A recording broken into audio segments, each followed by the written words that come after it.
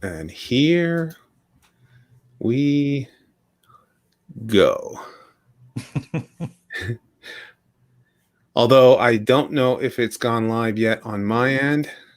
It says it on the screen. Yeah, I see it on screen. Yep. I don't know where There we go. Live. We're good. I don't know if it's gone live yet on my end. And gotta mute that.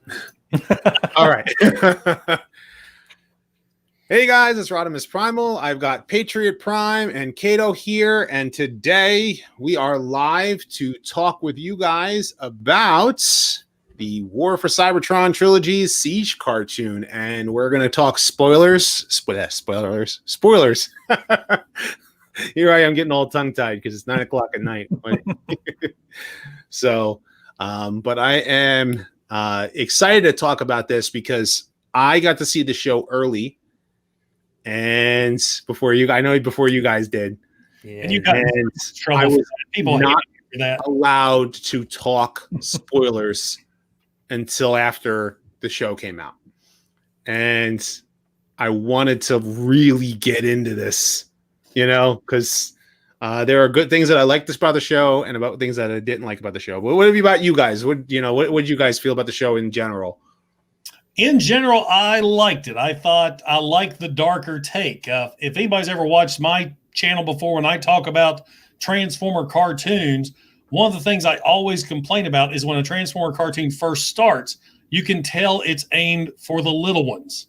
And then about midway through season 1, that's when the show realized little Timmy's not watching this, his dad is. And that show flips around, becomes a much darker show. And I like the fact how this one started off dark and it ran dark through the very end. Yeah, very much so. Yeah, what about you, Kato? I think about the same thing. I think the short span of the episodes, having like a 6-episode arc is kind of great because it plays out about in movie length time and not a lot of filler episodes, which of course, G1 was full of just filler spots of waiting to get to a better part of a story. So I think it was dark in the beginning and still managed to somehow get gradually even darker as the story went on. I thought that they did a great job. I mean, watching it for the first time, just enjoying it as a fan was a great series, and I think they did a really good job with it. I really had fun watching it. Yeah, I feel the same. I mean, I said in my earlier review, like I said, I enjoyed the show overall.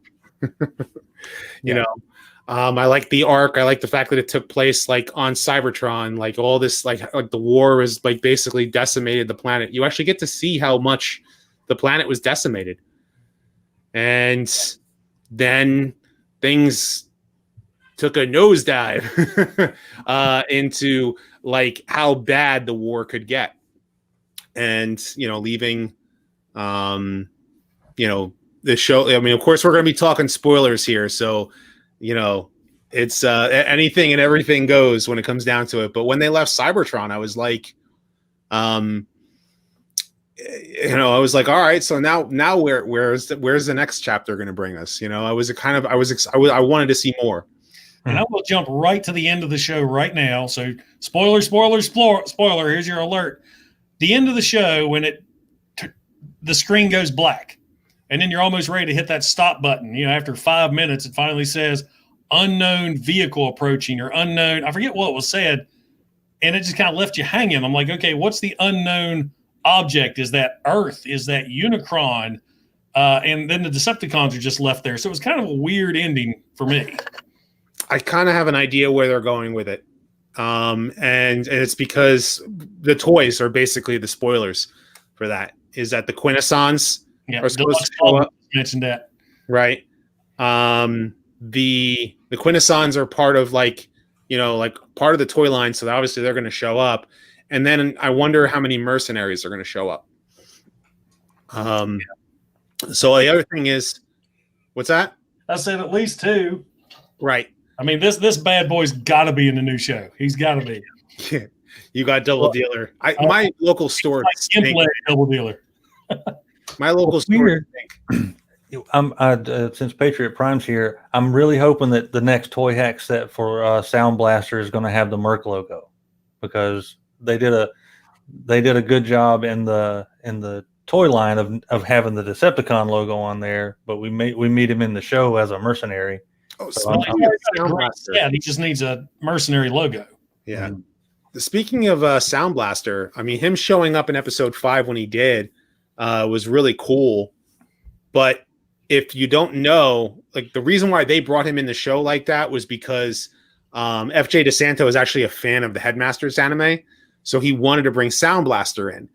And then I actually like said to him, I was like, but bringing him in, isn't this like, you know, like call back to the Dreamwave comics? And he's like, oh, I never read the Dreamwave comics.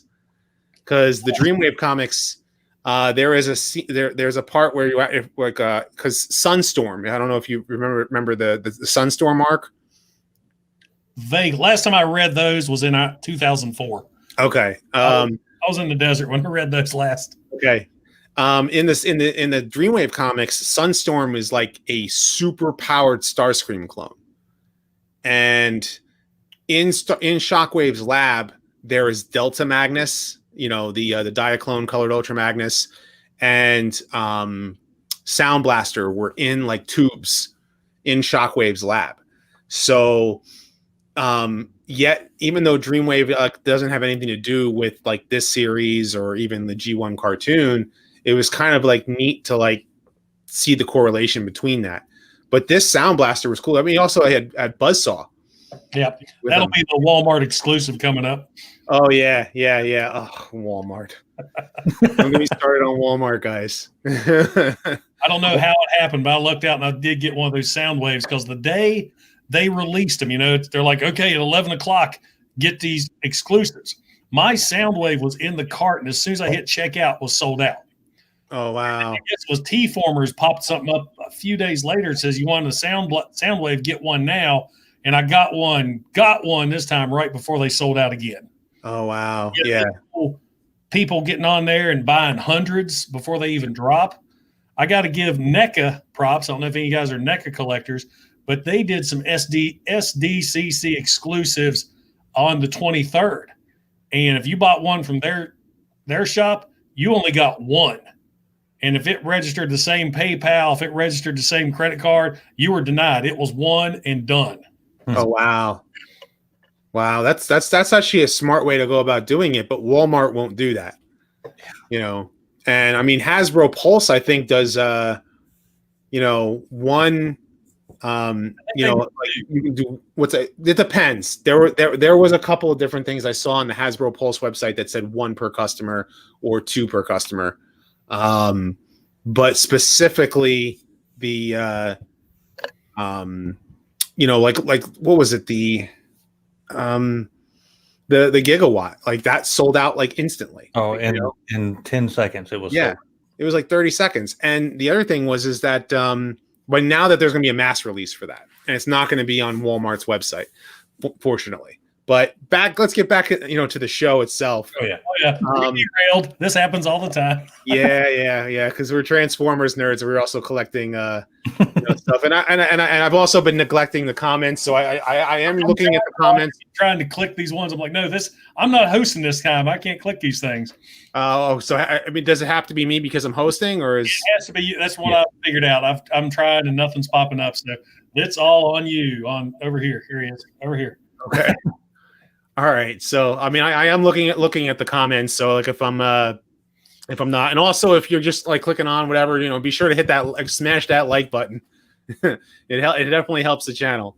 Anyway, so the actual narrative itself, they start off very much like the G1 cartoon with Wheeljack and Bumblebee. And Bumblebee is not an Autobot, which is weird this time around. Go ahead. I was about to say, I can't tell you how happy I was to see Bumblebee actually talk. Yes. I mean, he's been voiceless since 2007. It was so nice to see him talk. I can't stand it. It's a Michael Bay trope, you know, and to me, it's like one of the things about Michael Bay's films that stuck with him since that movie came out, and not just the movies like Prime. And I mean, the first season of the first season of Cyberverse had Bumblebee mute, you know, because he got his voice box ripped out. And I was like, ah. That was the first thing I noticed, and I was thrilled to see it happen. Bumblebee has a freaking voice again. He was a jerk. Yeah, he was a jerk. He was a little prick like he was in animated, because remember how he was kind of a jerk in animated too. Yep. Yeah. It was very much a different character than the G1 character that we knew, but towards the end, his character eventually became like the G1 character that we know, like especially when he finally gets the blaster and starts shooting. Yeah. You know, back in episode 6. And it was kind of nice to see that arc for him where he's selling Energon to Sound Blaster and trying to make a living and trying to survive because the war is just what it is. But like Wheeljack, I was so happy to see the glowing ears again. Yep. I was like, yes, especially after I just did a Wheeljack video. I was like, please bring the blinking ears back. Yeah. And he called him Flashy Face. Let me ask you this. How did y'all feel about the voice acting overall? Hit or miss. I thought some of the main characters are good. I loved Megatron's voice. I thought he was pretty awesome. But then so many of them sounded the same. Yeah. I thought there just wasn't enough, I guess this is the right word, diversity. I mean, when Ironhide talked, I should have heard a Southern drawl like me. Here's okay. Let me. This is one of my. Let me. Ironhide. Okay. Ironhide and Hound switched freaking places. You're right.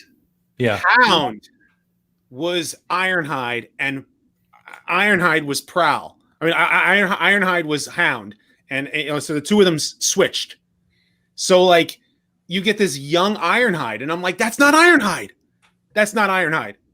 And I hear this southern, almost a southern drawl from Hound, and he's throwing grenades, and and I'm just like, oh, thank you very much, Larkin.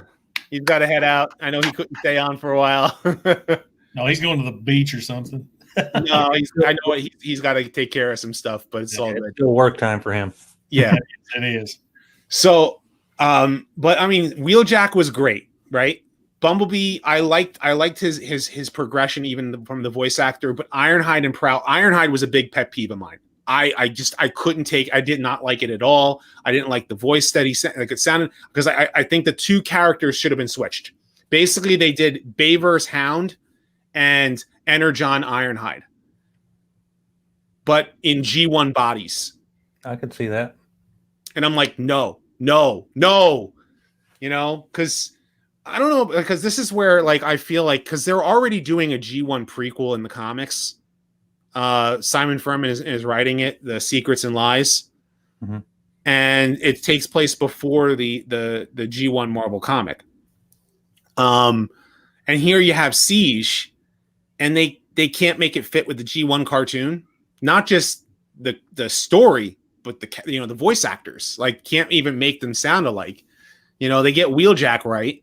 They get they get some other characters right. Starscream was close. Oh yeah. Frank Totoro does a good job as Starscream. I will say that, because you can't replace Chris Latta. There is just no replacing him. And Frank Totoro does a good job in that role. I think Jason Marnocha as Megatron was amazing. It sounded like this. I'm tired from this war. I want it to end, but it needs my strength, but then he kind of descends into this evil, He descended into madness. I followed that. Right. I thought that was pretty good. Like at the very beginning, he wants to fight Prime. He doesn't want to fight Prime. He very hesitant on executing the Autobots. Then he gets to with Ultra Magnus there at the end. Ultra Magnus has him dead to rights, doesn't shoot. He tells Jetfire, when you get a chance to shoot, don't hesitate. And in the next episode, he just blows Ultra Magnus away. Yeah. He's freaking handcuffed, and Megatron blows him away. Let me ask this then. So on that note, with Megatron in the beginning almost being honorable, which is why people like Jetfire and Impactor even followed him to begin with, because he had some modicum of honor, right? Of actually, Right. we get hints of their backstory of basically being enslaved or feeling enslaved by the Autobots, and they obviously revolted and started all this mess. So Shockwave throughout it is the mad scientist, right? He's a legitimate mad scientist. He's wanting to go a little further than Megatron would let him. So do you think if they stretch the episodes out to say maybe a 8 to 12 story arc, do you think in the background what we're seeing is Shockwave kind of being that devil on Megatron's shoulder to go that extra mile that turns him into the crazy evil Megatron? I think asking Megatron for permission to up the torture on Ultra Magnus. Yeah, definitely. It almost felt like what's it called? Like, well, first of all, it being 6 episodes, it did feel a little bit too short. I think it would have benefited from 10 episodes, or 8 to 12 episodes, like you said, but 10 episodes would have been like a good mark. Because you could have expanded some of the story of some of the characters. You can talk about some of the backstory a little bit more, because but the progression of the story needed to go needed to go right into the next thing. Like there was no break, like it was as if like all of the storytelling that could have been there for backstory was like truncated to make it fit into 6 episodes. Because there was a lot there, and they drew from a lot of different continuities. They drew from the Marvel comics, they drew from the IDW comics, unfortunately. They drew from like a whole bunch of different, versions of the origin story. But Megatron's descent into madness, I enjoyed, because he was kind of not really noble, but he's kind of like, he goes, "Oh, you've picked your side," to Wheeljack and Bumblebee, but you should, he's telling Bumblebee, like, you should pick a side, like, because if you're not, I'm just going to kill you, execute them. But Starscream eggs him on, Starscream eggs Megatron on to be more evil. Shockwave eggs Megatron on to be more evil. And then after the fight with Optimus, Megatron realizes the only way to win this war is to just kill all the Autobots, which I liked that descent that he had. But then if you notice the way that he was presented, he was very much like Lenin. In that, he's evil, but he has others around him that made him more evil than he already was. He brought out his true evil nature, because Lenin went off and he starved people and killed. And I know this is real life politics there, but Megatron very much felt like that. That's the way they did Megatron in this series, is that it was very much like that. And I don't want to, like I said, I don't want to get into politics of things, but if you study history and the way that they presented Megatron, it was very much like that, and there was a lot of, to show an evil tyrant, he believes in peace through tyranny, and he is the one who leads. So that is what Megatron truly is. And that evil, like, that he descends into was like perfect, like that was exactly what he ended up doing. When he killed Ultra Magnus, that was there was no going back moment. When he finally just decided no more, I'm blasting, when he blasted, Ultra Magnus and killed him, it was it. So, and he knew there was something to that too, because Ultra Magnus kept calling him brother, and apparently they trained up together under Alpha Trion. So there was a lot more story with those two than was let on. So him actually killing Ultra Magnus was more or less, he killed a part of himself. It's like, okay, the good part is gone. I'm now the Megatron that we all know. That's right. Yep. Yeah. Well, and that's the thing with the 6 episodes, is that there's obvious tons of backstory, and that's where I wish the Transformers comic would have done. I wish the comic would have been filling in these story blanks, and it's really not. Well, here I got insider knowledge of that. Okay. Hasbro knew where they wanted to go with Siege and Earthrise and Kingdom, at least in their eyes. They wanted before G1 on the way to Earth, and they wanted to like do a crossover with Beast Wars with Kingdom. That's kind of like what Hasbro wanted to do. And so FJ DeSanto was already he did the show running for Power of the Primes, and he told me that it's basically like polishing a turd. Like he knows that the Prime Wars trilogy was not that good, right? But that's because the showrunner for Combiner Wars and Titans Return was told Hasbro to F off and whatnot. So like so Hasbro decided to bring FJ DeSanto in as a showrunner and tried his best to try and make the Prime Wars trilogy good. But they ended up doing Siege because FJ DeSanto said to Hasbro, "What do you want? What do you want of me to do with the show?" And they were like, "Oh, here, this is what we want to do." Well, then he went to IDW, and IDW said, "We're doing it our own thing." Yeah, terrible. Yeah. So I know it kind of sounds wrong, and it like to kind of bring this to the table, but if you think about it, it's too many hands in the pot, and you need the owner of the toys. I mean, Hasbro has to pretty much take control of their brand and say, "This is what we want." Well, they need a Kevin Feige. Things in the comments right now. I didn't mean to interrupt, Kato. This is a big thing that I've heard a lot of people complain of that honestly I didn't notice when watching the show is how come they didn't transform as much, especially the Autobots. They did a lot of running while the Decepticons, the Seekers, they were always transforming. My thought on that is throughout the entire series, the 6-part series, the Autobots were really low on Energon. And maybe them transforming and driving off uses more Energon than if they were just out running around. That's my thought. So that would be an in-story reason. I know it was budgetary. Yeah, it was budgetary because it's the same animation studio as Transformers Prime. So if you like Transformers Prime, you'll like the animation in Siege to a point. And I'll get to the point in a moment.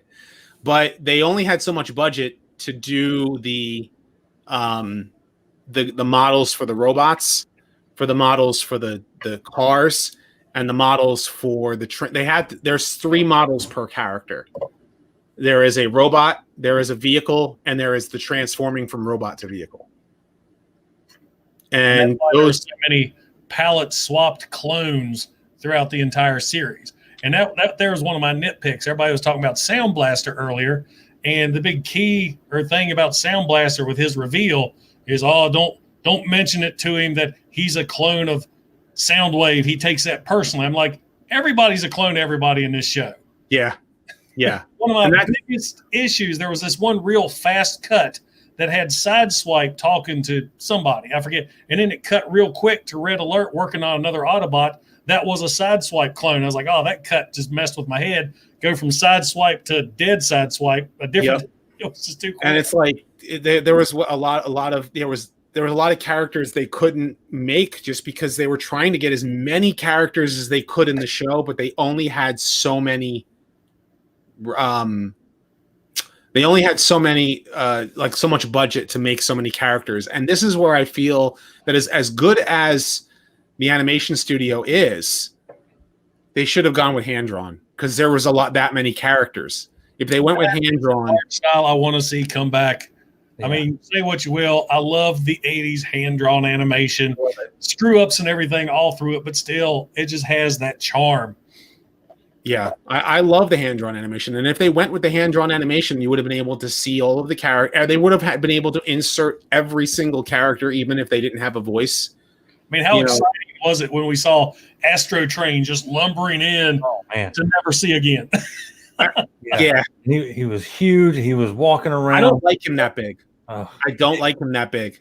he was big. I want mass shifting coming back. And they like the show didn't have time for it. Like it was just too much to do. So there's one theory out there that he would be one that flew through the space bridge and would be the vessel that was incoming too, because you only see him there for a brief second and he kind of looks up. That's how he transitioned from Siege to Earthrise. Remember at the very end, he was in the Siege line, and then he's the first wave of Earthrise. So there you go. Yeah. I think he's gonna. Well, he might be aboard the actual Nemesis itself. Like Astro Train himself will probably be on the Nemesis. Nemesis. Comment real quick. I don't even think I can say that.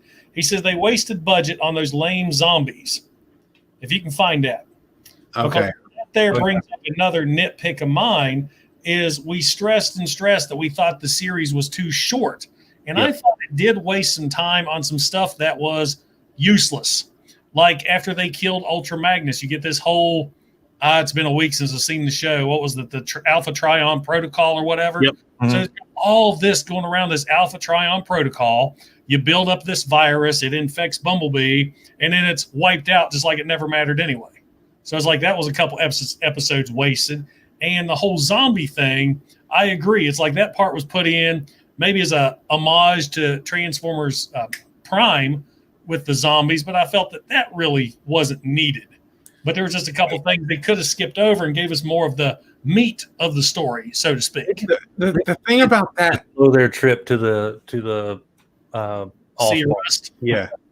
And then they disintegrated when they finally grabbed the Allspark. When Prime grabbed the Allspark itself, they just disintegrate. And then I'm like, okay. The Allspark is this thing that's been hidden for millions of years, and Megatron wants to find it. Like, oh yeah, what's right here? Let's just go get it. And then, let me guess, where was this one comment that brought it up? There it is. The Allspark wasn't even strong enough to revive Chromia. Chromia actually, it wasn't Chromia; it was Moonracer. Which that's another thing. If they utilized the same model for Chromia as they did for Moonracer. They call her Moonracer, but she's kind of more Chromia colored, but a lighter blue. Not even that blue green that Moonracer is supposed to be. Doesn't even have the right head. Has a different voice actor, but she ends up getting killed. And then they get the Allspark and they can't revive her. I'm like, because she was killed by evil Allspark zombies, and it doesn't work that way. I'm like, wait a second. You have the power to revive a character right in front of you and show the power of the Allspark, and you can't even revive someone who died right there. Why? Lux. Leader of the Autobots.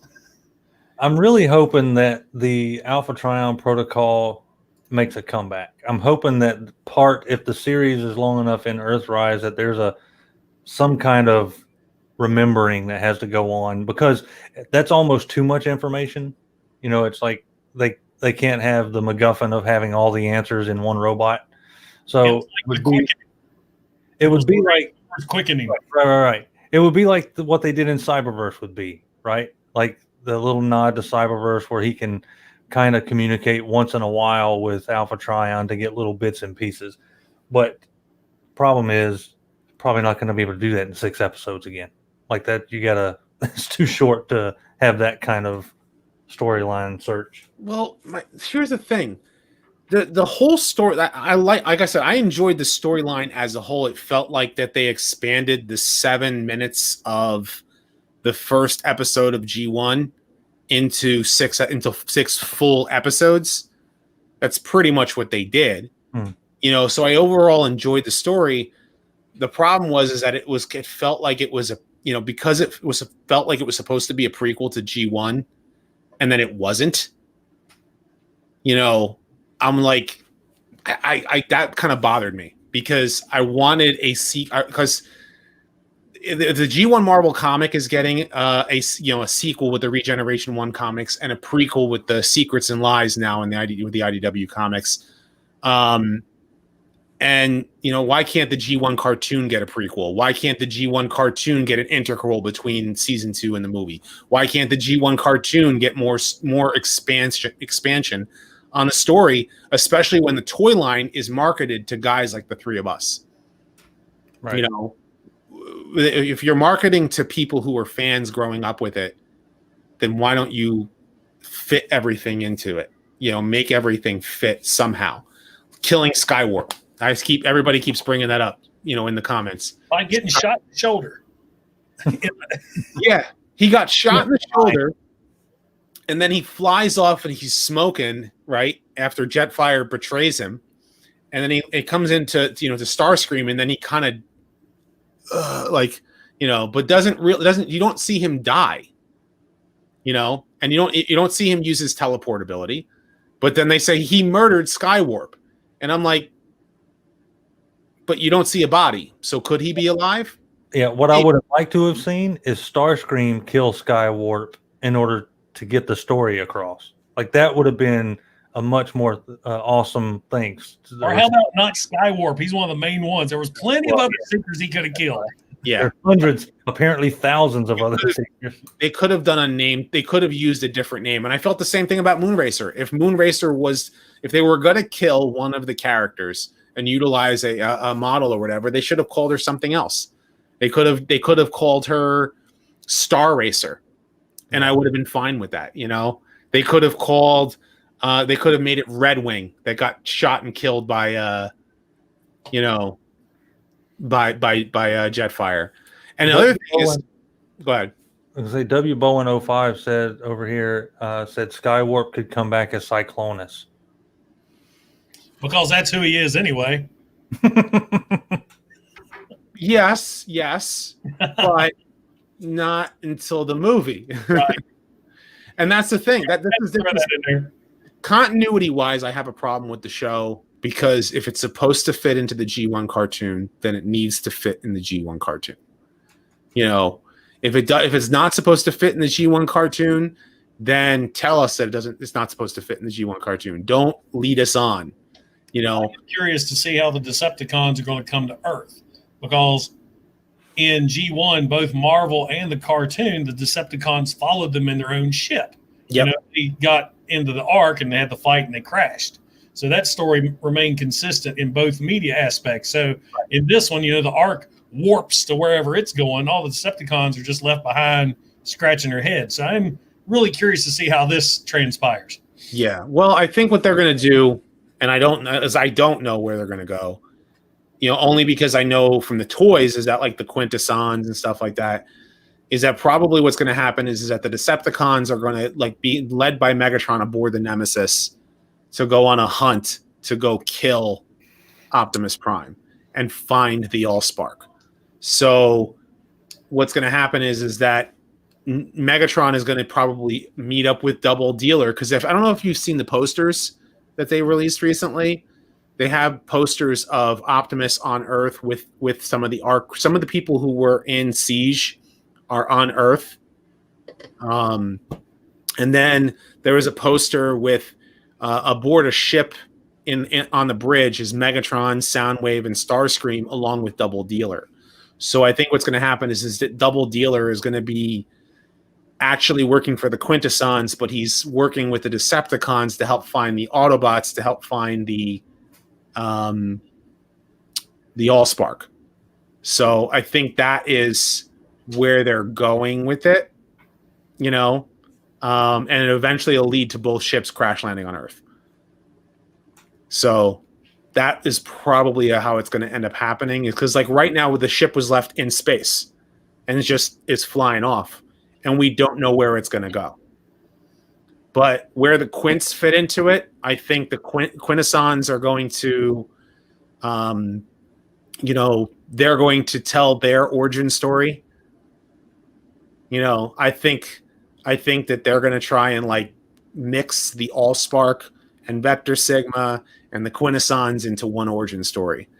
What I had a problem with the Allspark and with the Alpha Trion protocols and the Matrix not even being present, even though it was mentioned, is too many MacGuffins. Oh yeah. They literally have taken what was one or two objects and split them into like multiple objects. You know, we had reminds me of Transformers Prime, wasn't it? Different object. It's been years since I've seen that, so bear with me.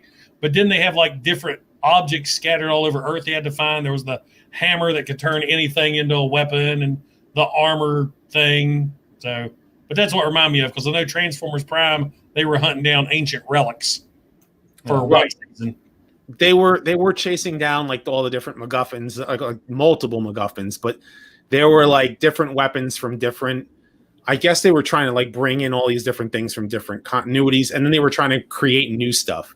Like they made the Star Saber, which the first time the Star Saber was an actual sword was the Minicon combining sword and Armada.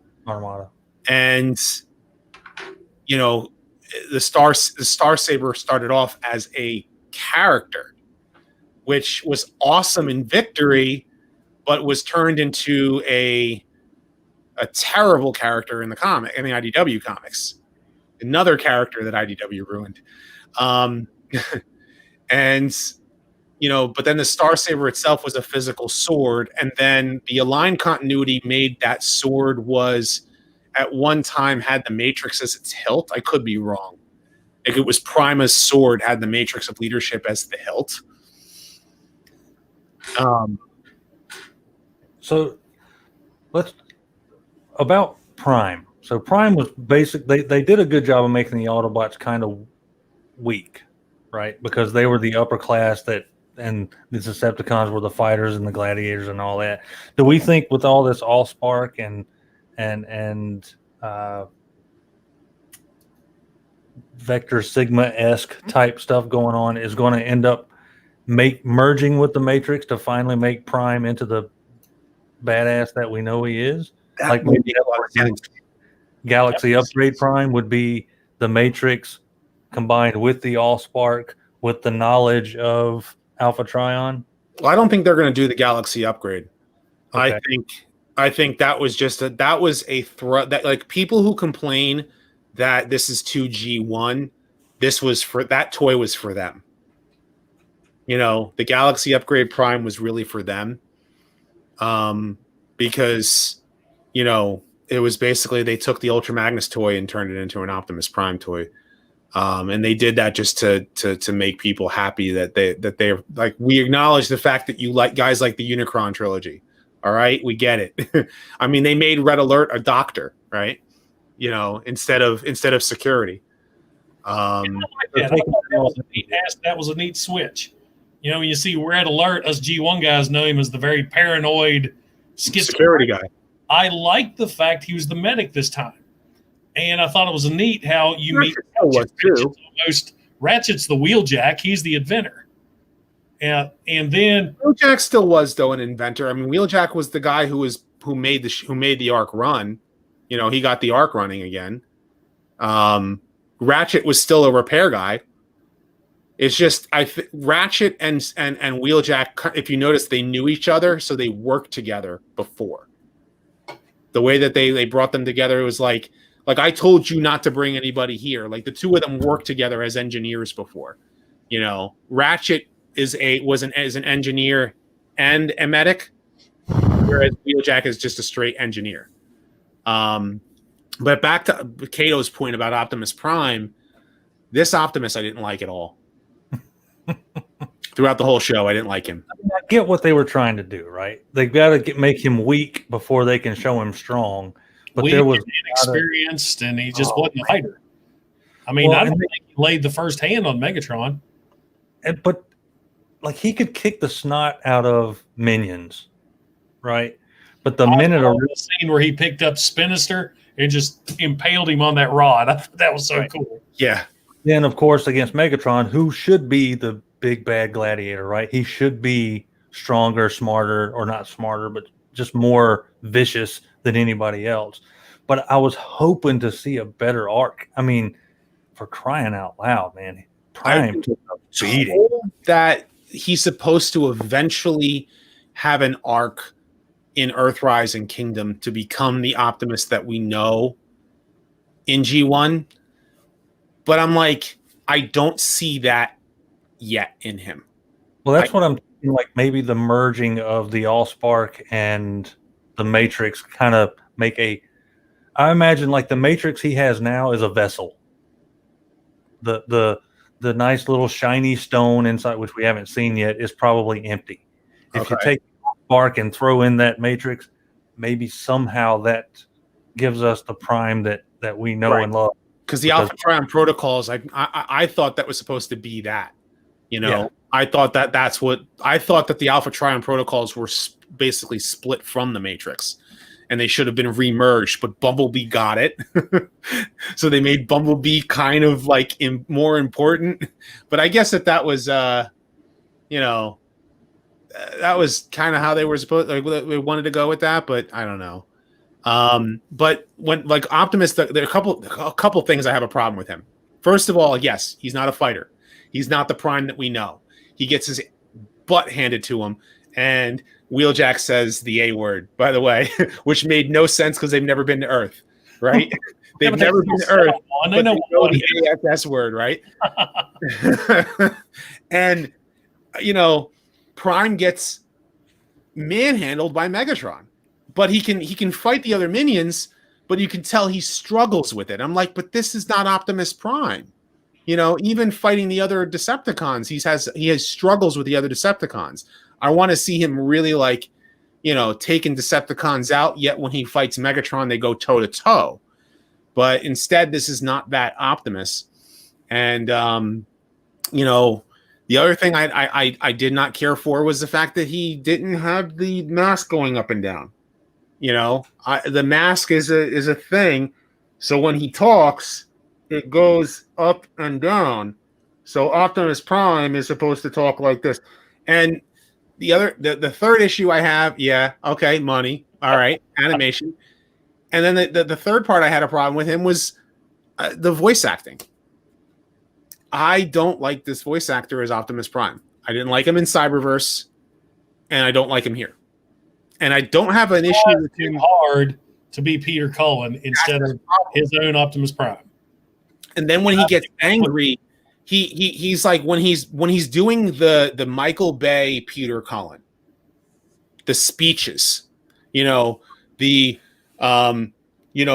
Allspark is going to be found, blah blah blah blah blah blah blah. He's on point. And you can tell it's an impression. You can still tell that he's trying to be that Peter Cullen, but he's not.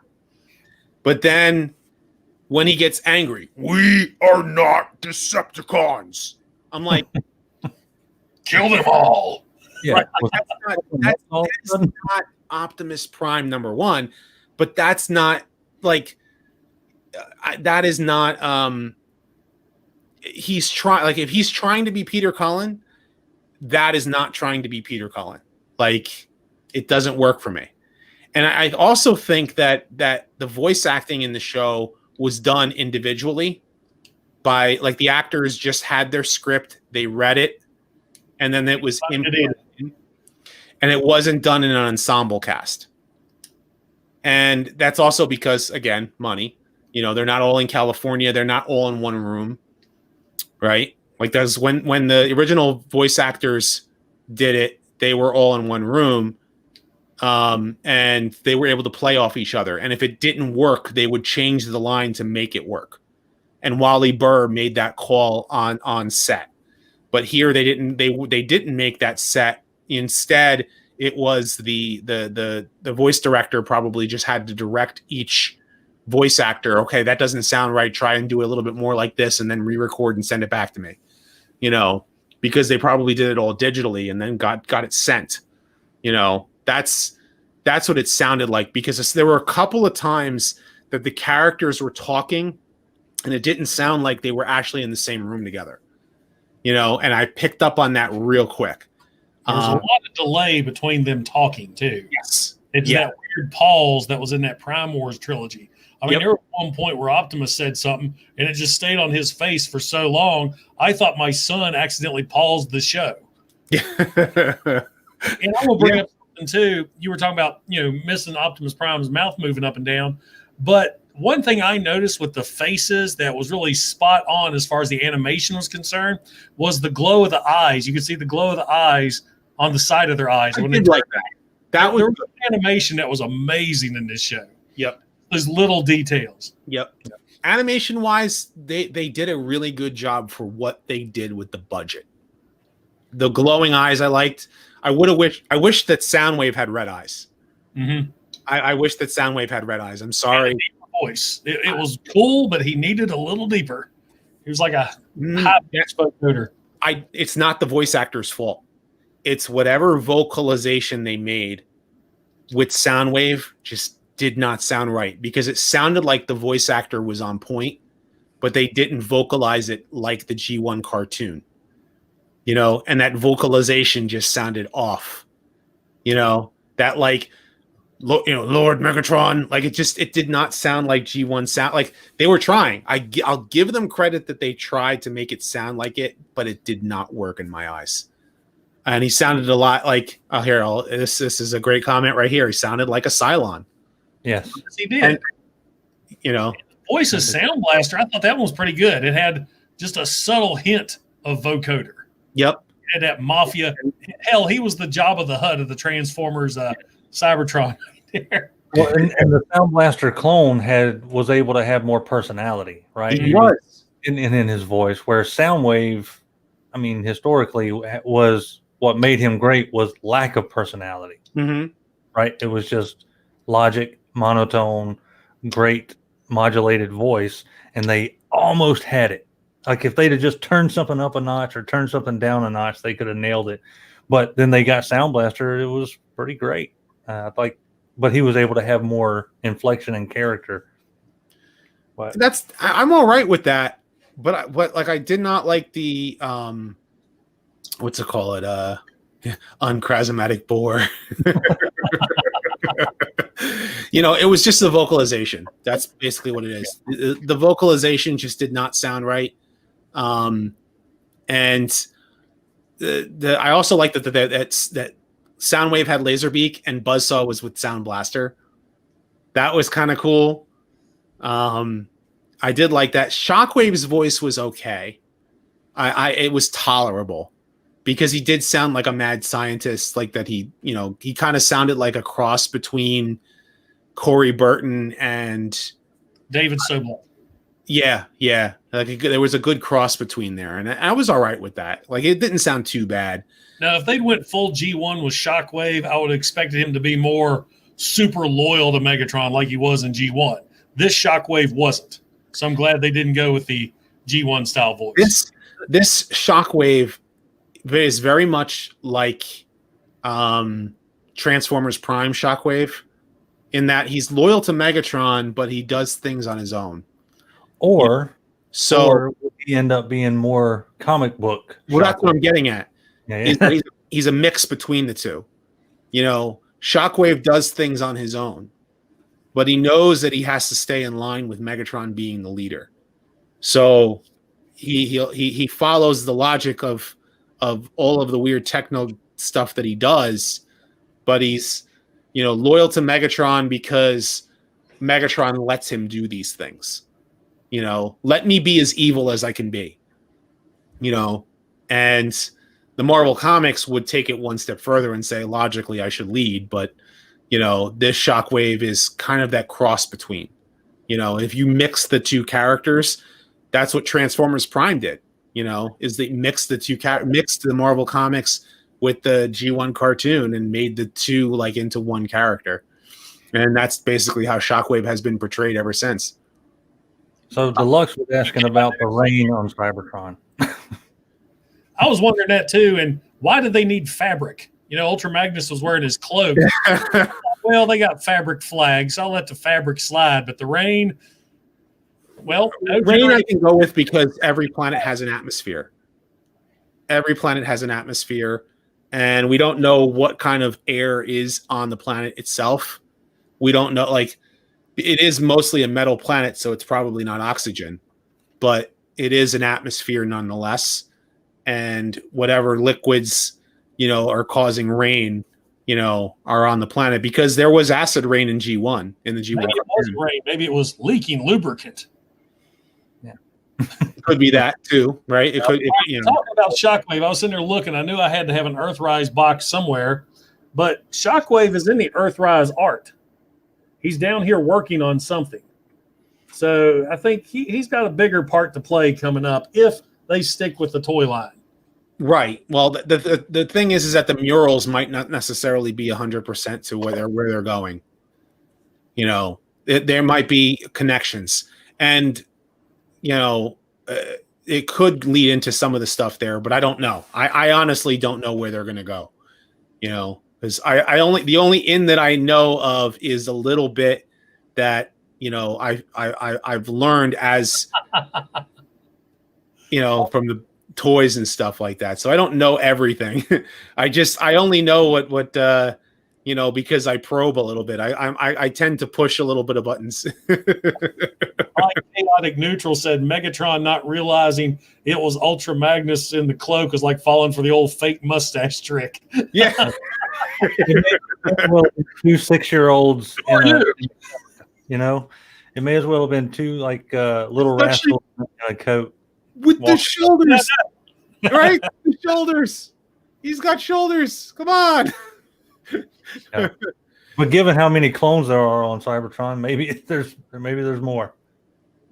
Pomelo 55 is asking, but still, overall, did you guys enjoy it in the end? Yeah, we enjoyed it in the end. Yes, I mean we're G1 fans. We're old nerd guys that will just nitpick stuff to death. But overall, I did enjoy it. I thought it was a very enjoyable show. I'm looking forward to watching it again. I tried watching it with my son. He was bored by episode 2, so but I enjoyed it. It took a bit. I think it's got. I'm sorry, I keep interrupting you. That's okay. There's possibilities there. I hope that maybe they listen to the fans, and hopefully in the next season the budget will increase. We'll see more transformation, better characterizations. But considering what we got when they first started, it could have been worse. I went in with low expectations, and I was pleasantly surprised. Right. The first 2 episodes to me were very drawn out. And by episode 3, they got their footing. And by episode 4, I was hooked. Yeah. And that's when it ramped up, and once it took off, it was like a ride until the end. There are things that I didn't care for. I didn't like Skywarp dying. I felt that he shouldn't have died. Impactor had a fantastic arc. Yes. Along with Ratchet. I liked Ratchet's backstory. I liked the fact that Impactor eventually became good. It kind of would explain him becoming leader of the Wreckers if he survived. But then again, he might still be alive. I think that some characters could still be alive. Yeah. I was mad that Moonracer died. Especially when you had all these unexplained zombies. And then Moonracer dies. I'm still mad. Walking Dead is not popular anymore. Quit with the zombies. I was talking with my wife about this after we watched it initially. And she was really upset about Moonracer. Really upset about Moonracer. That did shock me, though. What's that? Yeah, that scene did shock me. You're seeing her ripped apart, like, oh, wait a minute. And then there was another old expletive moment for me when they're boarding the Ark and Red Alert gets shot off. I mean, that was one moment I'm like, oh. You would think that he was going to end up dying, and then he didn't die, right? I did like the fact that they alluded to the Guardians, the other Omega Sentinels, because they existed in G1 as they were the Blue Guardians.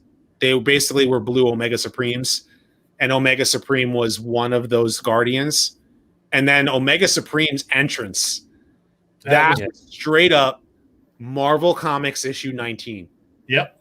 Like, comes up, I am the guardian of the gates, smashes, like that's one of the lines that he says in issue 19. And he just smashes Decepticons, like, and my actions are my own. You know, and you must be stopped. Like he just like smashes him. It's awesome. Like I thought that was really, really cool. When he literally like backhands two Seekers, like it was just like cool. I'm kicking my desk here. It was so cool. Easy now. Kato and I can't run this show. Don't be knocking yourself out. Don't get out of here. I hope that what I hope for next season is I hope that enough people watch this, that Netflix makes enough money on it, and that maybe we get longer seasons. That's what I hope for. You know, because let's be honest, they don't know, just like any other pilot season, how popular it's going to be if people don't take to it. So I'm hoping that they plan for longer seasons. I'm hoping that we get to see maybe the other Guardians aren't so happy with Omega Supreme. When you pull up Netflix now, is it trending? You know how they'll have the trending up at the top? It was. I don't know if it still is. When it first came out, like it was like top 10. Yeah, it was like number 3 when I pulled it up. Yeah, that was when I last looked to it. It was awesome. You know, like people were watching it and people were digging it. I mean, even people that aren't Transformers fans. I was talking to someone tonight, and he's not even a Transformers fan, and I said, yeah, it's like it's big on there, and he's like, is it any good? And I said, it's okay. You know, and I say that it's getting a lot of rewatches too, because guys like us, we're going to talk about it, and then you point out a couple things I've missed, so I know I'm going to go back and watch it again. Yeah, and I'm sure a lot of people are too. It's like, well, I enjoyed it, so I'm going to watch it. I'm going to get more of my buddies to watch it with me, and so on and so forth. Yeah, hopefully those more rewatches will help. As much as we can nitpick the little things about the show, which everyone can do. I mean, it's up for right. Everyone can do it. I see that chaotic neutral. Jeremy Johns, he enjoyed it. He's one of the guys I always watch his movie reviews. He really liked it. Now, I was surprised coming from him. So what I think would be great, what I think is great, is like, folks like us can enjoy it. Like we've said, I've seen the vast majority of Transformers fans that I know really enjoyed it, but also folks that don't typically watch Transformers just see a new Transformers show on Netflix and want to watch it. And that's pretty rare that you can get G1ers, maybe some Bayverse guys in there, and then some no ones that like to watch it too. So there was enough of everything for everyone. And our biggest problem is we wanted more. Rodimus grabbed some stuff to show off. Yes, I did. The first thing I want to talk about is this guy's arc. Bring him back, and I'll switch this around. I was expecting to see that in the show, the flip. I was expecting to see it too. I was expecting him to actually take his Decepticon symbol off in the show, and then maybe by the end of the show even have an Autobot symbol on. But that was, and I can't call the character in the show Skyfire because to me Skyfire was the scientist. He probably looked like Jetfire, and was friends with Starscream before the war, and then got frozen in ice. But this character Jetfire in the show he had a good arc. My issue with his arc was it felt like they were writing for Dinobot. If you're a Beast Wars fan, you know what I'm talking about. Yeah, and I think Duke to Go, I think has been putting that in the comments. Is that what's it called? His arc felt like he was written for Dinobot. He says that's a victory without honor. And that's the reason why he betrays Megatron. That's the reason why he fights him.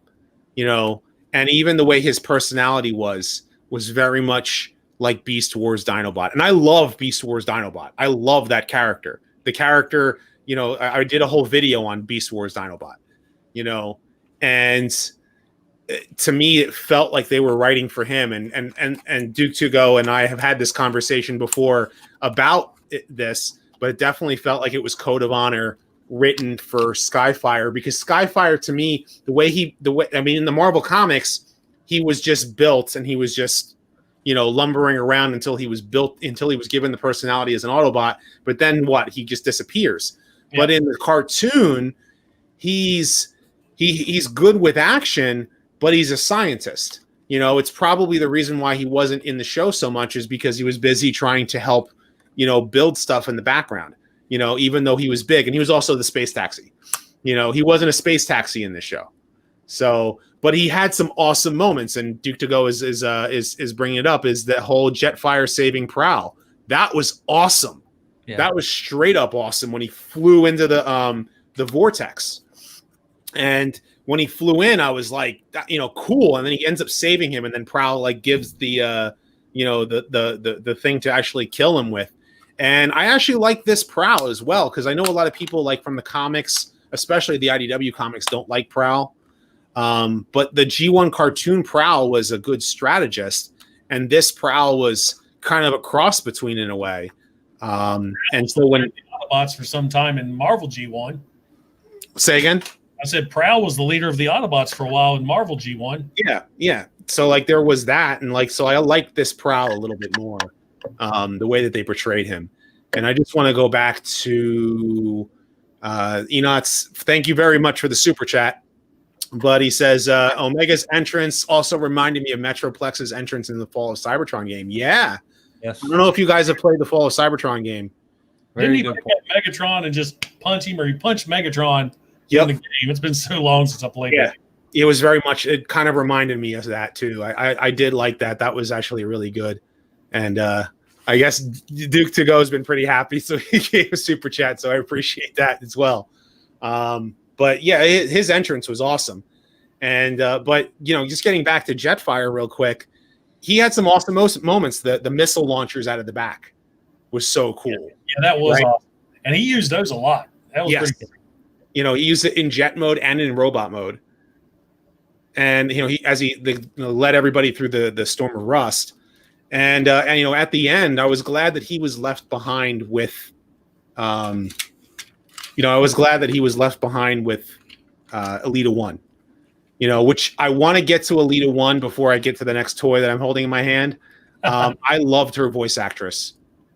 You did. I did. I really dug her. I thought she was really good. I don't know how you guys felt about her. I thought she was fine. It didn't blow me away, but I thought she fit it pretty well. It was bad. I mean, it didn't blow me away, but it wasn't by any means as near as bad as some of the others. I think her voice acting was better than maybe some of her writing.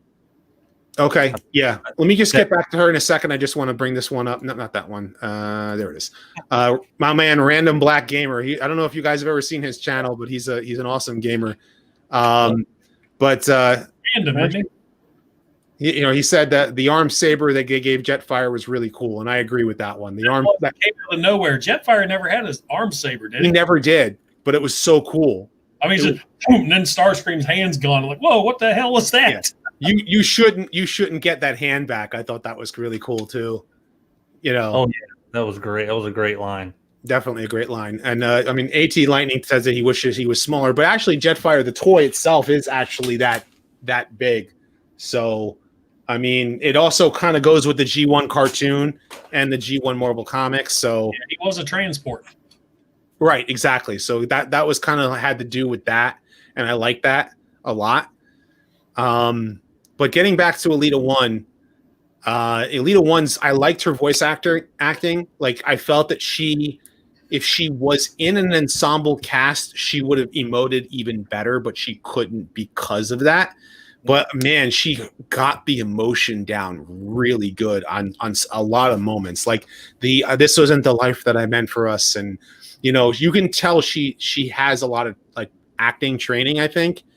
And she just really nailed it. I think she nailed it. And I liked her action. I liked her like she had the bombs, and she, like the fact that she was kind of like one of the leaders, because she already was a leader in the cartoon. That's right. In the Search for Alpha Trion episode. So I think the way they ended up with her character is a perfect nod to lead the fembots that we saw on G1 and in the G1 cartoon. Like the character was pretty spot on, leaving her behind, having her make the sacrifice to become basically the Cybertronian team leader, while now, spoiler alert, that they think everyone on the Ark is dead. Yep. Yeah. And that does kind of mesh well with the G1 cartoon in that, like, because it was kind of a retcon with the way the Ark left Cybertron in the search for Alpha Trion. Yeah. And, people, Row 83 RT says Alita was so frustrated with Optimus. I've heard a lot of people complain about how much she nagged Optimus. But let's be fair. Optimus made really crappy decisions. This Optimus did. This Optimus was a bad Optimus. Yeah. So if I was his second in command, I'd be asking him what the heck's going on too. Because like everything he did was walk into a trap. And she was like, "Are you sure you want to do this? This is a stupid idea." Yeah. And That's she was right. Squabbling right there. Yeah. And this is getting back. AT Lightning 35. He's right on point with this one. Is I liked Jetfire's like actions. I didn't like his voice acting. Like I didn't like because he sounded like again like too much like Beast Wars Dinobot. And Ironhide, and I said this earlier, Hound and Ironhide switched. Literally from personality to voice acting to the way that they behaved to the way the characters were. And pretty much what we got was Energon, Ironhide, and Bayverse Hound in G1 bodies. That's how I would put that. I thought Alita 1 voice was good, but it might have liked her a hair deeper. She sounded young. Well, she's supposed to be a little bit young because she gets older, obviously, from the time that after they get to Earth. And I think wonder if it take place just like in G1. When they crash to Earth, is it going to be the millions of years time goes by, or will it be just instantaneous? They're going to crash in the 80s. We don't know. And that's the thing. That's one of the thing with continuity that I'm having a problem with this show is that if you're going to make this show to be a prequel to G1, then make it a prequel to G1 and make things fit. You have a sandbox. You can kill characters. You can be dark. You can tell a whole story arc based upon G1. You can expand the story, but you don't need to kill characters that don't need to get killed, and you don't need to change personalities in order to change personalities. And you should make things match, like Alpha Trion being dead, and the Alpha Trion protocols is instead of being part of the matrix of leadership itself, it's its own thing, which doesn't make sense, and it chose Bumblebee, but then it was destroyed. Well, now if it's destroyed, now where is all that knowledge going to go? Is it going to go back into the matrix of leadership? Maybe that's where Vector Sigma will come in later on. Which one we don't even know if Vector Sigma exists. True. Because they now have the Allspark. That's why I'm thinking they're going to have to do the slowly return the knowledge of the Alpha Trion protocol to Bumblebee over the course of story. I think that's too big of a thing to just suddenly get rid of with a freaking computer virus. I think that would talk about a plot that just needed to happen. It was just like, okay, we need something to get rid of this virus. That was too fast. So, but I don't know. I'm part of me says this is just going to be one big retcon. Like they're just going to retcon G1 to make more sense along with everything. Like I don't know going into Kingdom how that's going to play out. They work really well with the Terminator. It's not a complete and true prequel. It just doesn't seem that way. Yeah, I'm wondering. Here's my theory with that. I think that Earthrise is going to be they're going to end up meeting the Quintessons. It's going to end up being this big plot about them trying to get to Earth, and then Kingdom. Maybe they go through a nexus like Star Trek Generations, where Picard meets Kirk. That's yeah. So the G1 characters are going to meet the Beast Wars characters in Kingdom.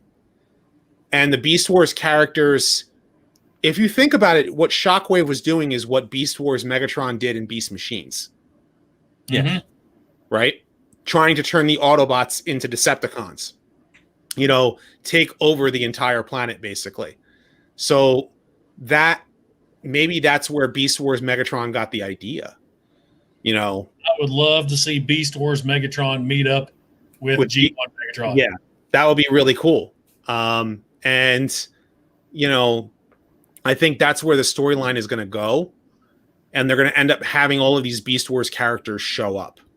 Now, it's a matter of where in the Beast Wars is where is the Beast Wars characters going to fit in? We don't know yet.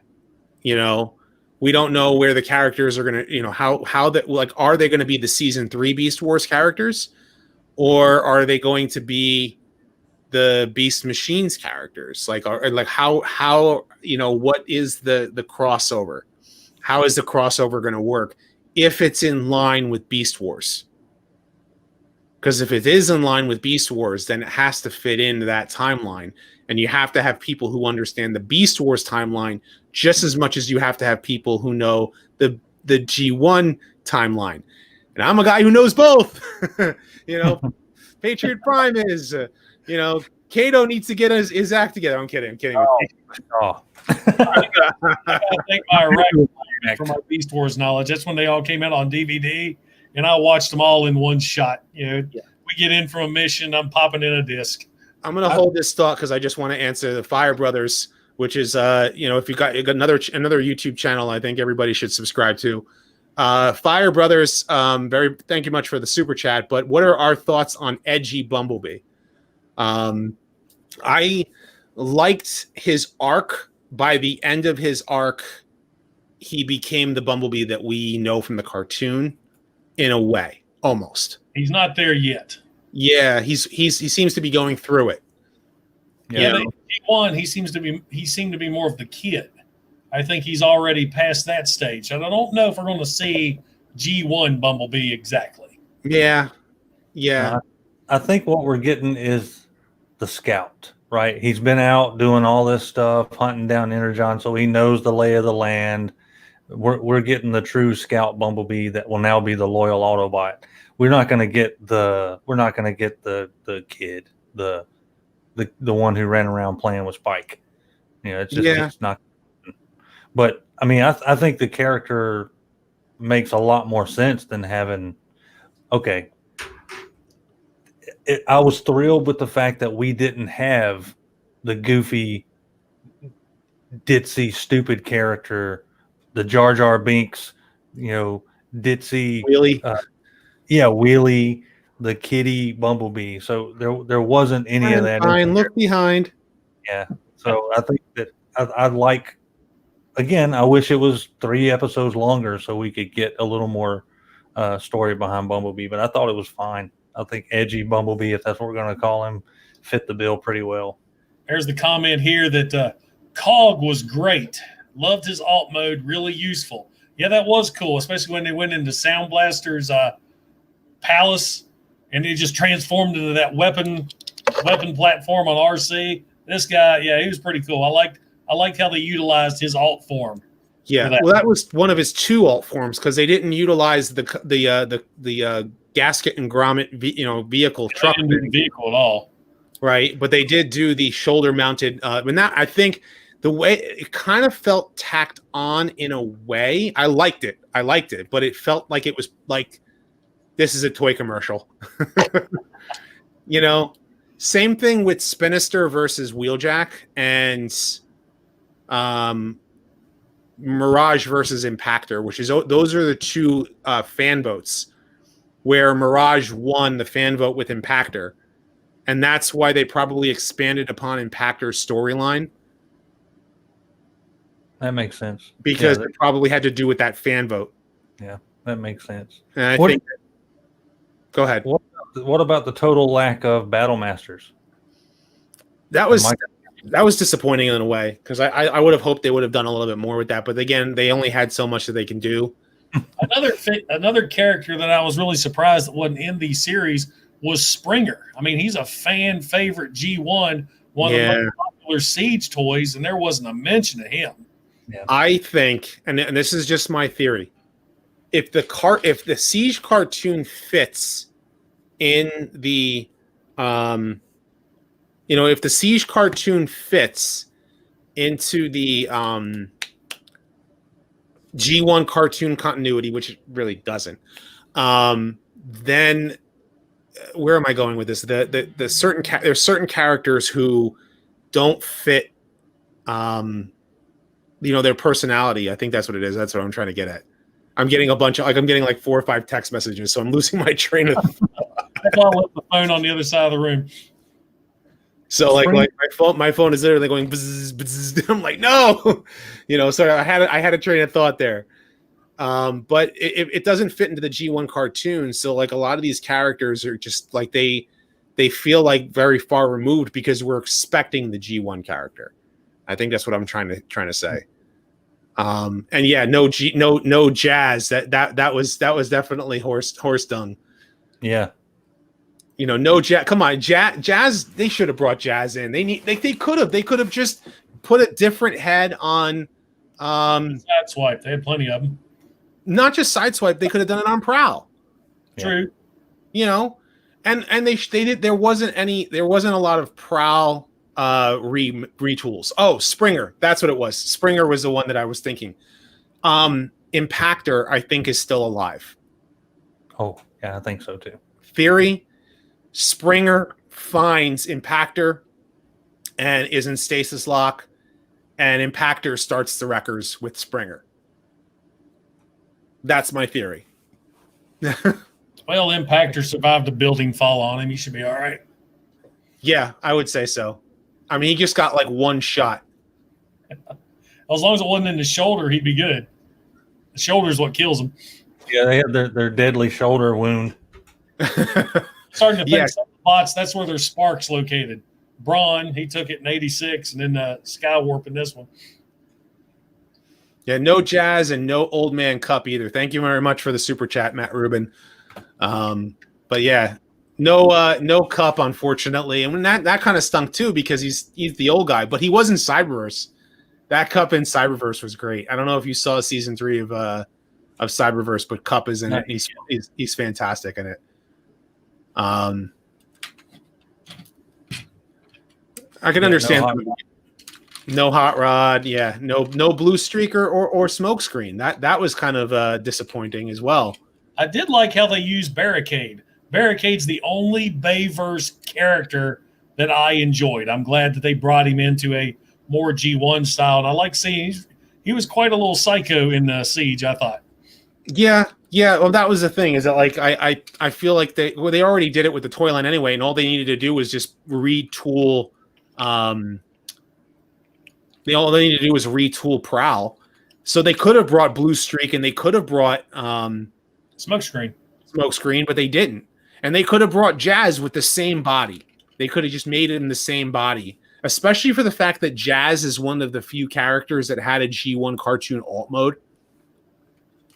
Cybertronian alt mode? Yeah. On Cybertron, Jazz transformed, and he's the one that came in, and he talked to Trailbreaker and Optimus and Prowl.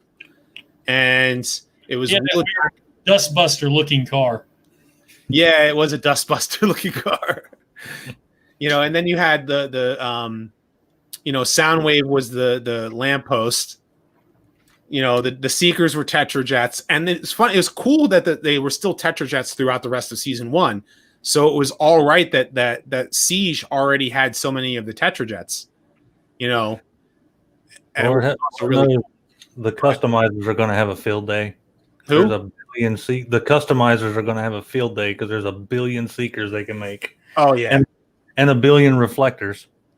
Yeah, someone is actually sending me hot links. So I do not have the Siege mold, and I'm happy to finally get him. Hot Link's a pretty sweet character. I just got, where is he? He's here somewhere. That's an empty box. They should have used They should have had Hot Link die. Just got this guy. Oh wow, Red Wing in the chat. Thank you so much for this guy again. I still need to get him reviewed. They should have brought Red Wing as the one who got killed instead of Skywarp. If they wanted to be ballsy and kill a character, bring in Red Wing and let him die. Yeah, he's the red shirt. Exactly. Yeah, there you go. I'm a nerd from way back, man. And to me, it would have made more sense, right? It would have been a nice nod to the toy buyers and the collectors to say, "Oh, there's Red Wing cameo," and just to have him killed, rather than Now, I did see a couple shots of Hot Link. He was in there a few times. There were 4 or 5 different Hot Links, and I think one of them got sliced in half by Jetfire. You know, during his when they chased him after Ultra Magnus died. How do we feel about Ultra Magnus dying? So first of all, let me actually bring out my Ultra Magnus, which is customized. I don't know if you see the customization that I've done to him. The red paint on the bottom here to make him more G1 cartoon accurate. I'm looking at mine now. Okay, yes. Looking back at my the legs are longer and wider because I painted them. And I'll just show this to you here. I have gap fillers inside here. So with the set that came with the longer legs came with gap fillers for the inside of his shoulders. But I also got the Toy Hacks labels, and I also painted his grill. So Toy Hacks, got me the windows. And I love cell shaded windows. What's that?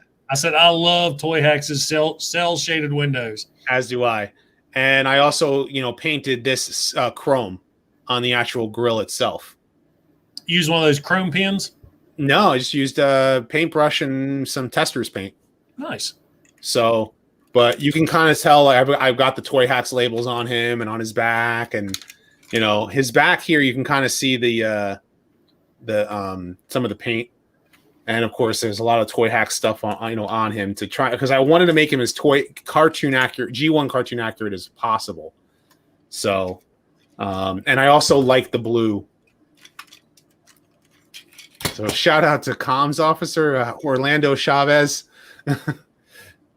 Thank you very much for the super chat. Shout out to Comms Officer. I don't understand that reference, but Communications Officer. Yeah. I'm not sure what Comms Officer they're talking about. Kato, quick sidetrack. Did you get a Scorponok? Yes. Okay. I did. It's right there. I see him. I want that toy. Oh, it's amazing. I love it. Pretty great. I don't have any of the biggies. I don't have any of the Titans or the I don't have any of the biggie ones. We talk about our comments we get every now and then. I got my Scorponok, I reviewed him, and somebody got on there complaining or fussing at me. How come you bought Scorponok, but why didn't you buy Omega Supreme? And I'm like, well, I like Scorponok more. Because that's what I wanted. It's $150. I'm going to choose one. Yes. I would have bought both if I had money and space, and I actually want to sell off some of my classics now. And maybe some of my Unicron trilogy stuff. I'd like to unload some of my toy collection. I probably should open up an eBay account. I have done that, and I hate that. I know a lot of people think that's blasphemy, but as the new lines come out and they get better, I tend to get rid of some of my old stuff, except the G1s. I'm not – the G1s are sacred to me. I still have him in box because I wanted to review him, but I've got this one. Now, is yours upgraded? No, you said yours is still in box. Yeah, I just got I think Grimlock's Forge did this. He's a combination of Toy Hacks and Grimlock's Forge. I saw the one that has the spoiler that has the wings underneath it, and I want that one. Is that the one I did yesterday? It might be. I don't know which one. That was for exhaust. Okay. He had collapsible wings built into the spoiler. That was. I saw that today. That was really cool. I love the cigarettes he came with. That's awesome. Came with a fresh pack of Marlboros. That's a hard damn word to say. Marlboros. I come from Marlboro country. It's like, how hard it is not to say it right. Especially people dip up here. Yeah. Oh yeah. Ugh. Oh, we were talking about the Netflix show, weren't we? Yes, we were. Let's get back onto that. But I wanted to talk about Ultra Magnus as a whole. His arc at the beginning, his character. I liked him as a second in command. to the Autobots. I didn't like the fact that he turned himself in. But he never portrayed the Autobots in his final moments. And I think that if he was to be revived, it would be someone else taking on the armor, not like the IDW comics, but the white Prime body underneath would be the rebuilt Dion. Was either one of you expecting to see the white Optimus Prime when he started losing parts while Shockwave was torturing him? Yes. Yes. Yeah, I was the only one. I was like, here it comes, because I haven't seen that happen, I don't think, since Dreamwave. Dreamwave Comics. Yeah. Yep. So that's what I wanted to say. Is I'm hoping that this whole time we think that Magnus is dead, that inner white robot is still alive in there, and exactly where I was going with what we thought about Magnus. That hopefully he's not gone. That we can read. Well, they had him strung up, so I think that this Ultra Magnus is dead, but they're going to revive him underneath with a new character underneath, which is why my birthday, I don't even know when that is because he's kind of got the memories of both characters, like of Ultra Magnus and whomever is the new one underneath. That would make a lot of sense. Maybe I think Elita 1 is going to be doing stuff behind the scenes on Cybertron, going after... Maybe she'll go on the armor.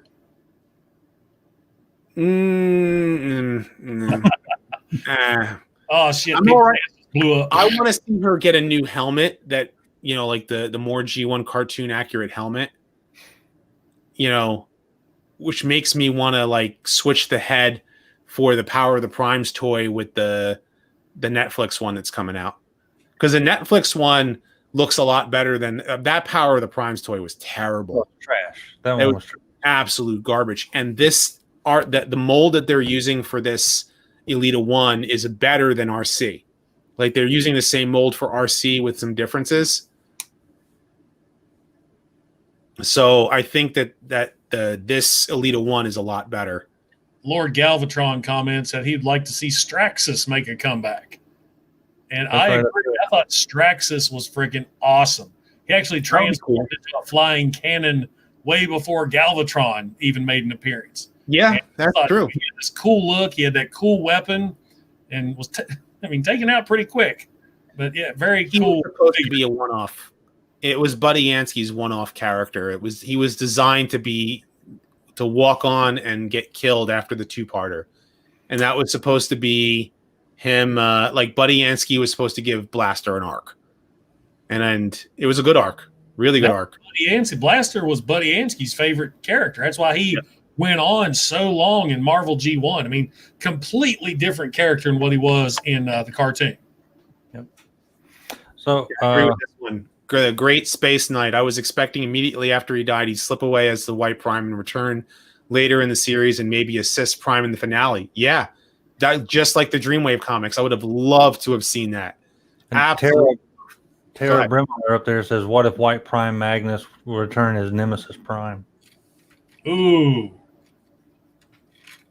I think they might do that. That could be the spoiler box.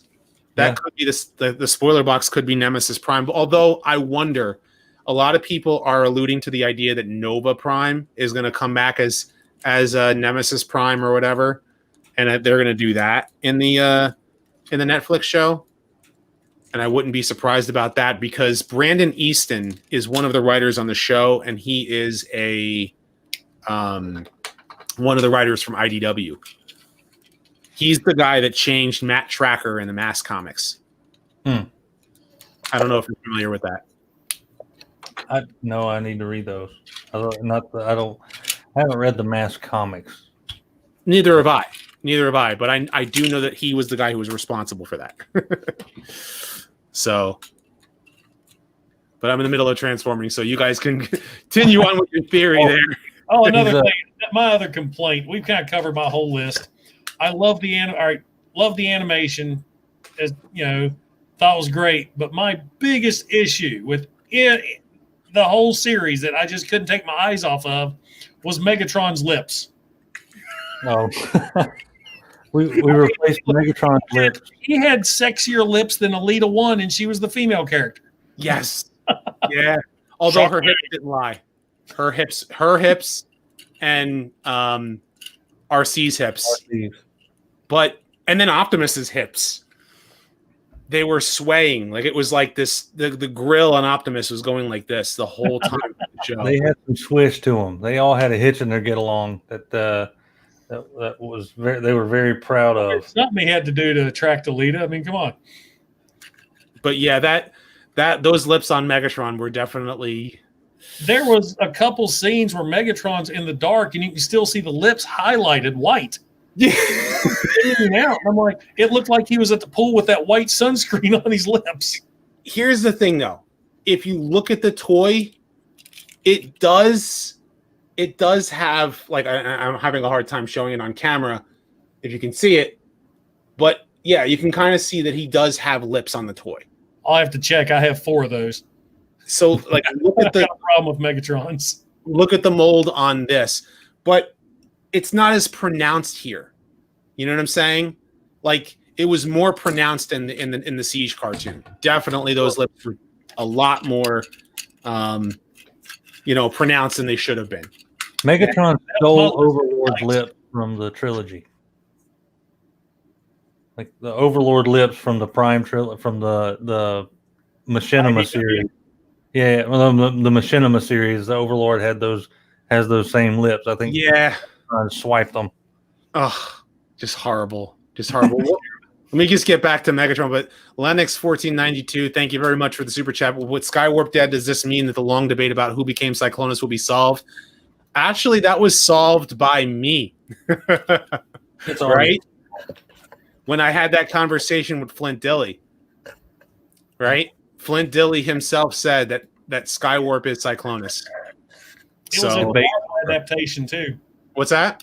It was in the Marvel adaptation too. Yeah. Well, no, actually, Cyclonus was just built. Cyclonus' Forge in the Marvel adaptation was just built. I have to go back. It's been years since I've read that. Just want to show off White Prime underneath Ultra Magnus.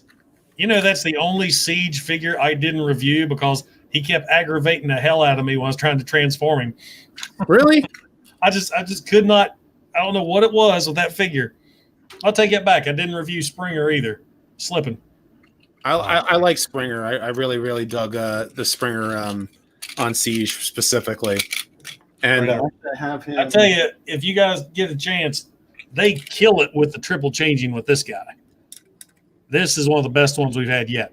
Is he better than Ape Face? Tons. Oh yeah. He doesn't have that weird waxy plastic. I mean, the only issue I have with the guy is the way he integrates the Titan Master with the dinosaur head. He's the lower jaw, and getting the Titan Master to connect up in the lower jaw can be a pain. But jet mode is phenomenal. The robot mode is great, and the dinosaur mode's not bad. It's very Generation 1. What about the actual transformation? Because that's the problem I had with Ape Face the most was the transformation. This one's a breeze. It's solid. The jet mode is one of my favorite jet modes ever. Ever. This is a great jet mode. Everything about his transformation makes absolute sense. But I got dinged so bad because I failed to realize he had ankle tilts in my review. My joints on this figure, I still can barely move this one. It's unreal how tight the joints are on this guy. All of the problems with Ape Face, they fixed with Snapdragon. Yeah, definitely say that. Yeah, I actually just bought that one today and reviewed it from the comfort of my car. I actually want to remove the battle damage on Ape Face so bad. It just looks bad on him. You know, it doesn't even look. Toy Hacks decals on it, but it's just there's so much crap on his legs. Yeah, I can paint that. Like I don't mind painting the legs, but I need to remove the battle damage off of his shoulders and the ship itself. You know, and then he would look better. But let me just answer this super chat. Thank you very much, Delmus Dugan. Will we see the planet of junk? I wonder if the Allspark lands in deep space and a whole bunch of junk accumulates, and that's what causes the planet of junk to be born. Oh, the Allspark creates the Junkion. Yeah, that would make a lot of sense. See that? Well, I really do hope that next season, and maybe I'm jumping the gun on what we hope for next season, but is like an old school scavenger hunt across planets for the Allspark. Like Kinda that's what I we did Cybertron, or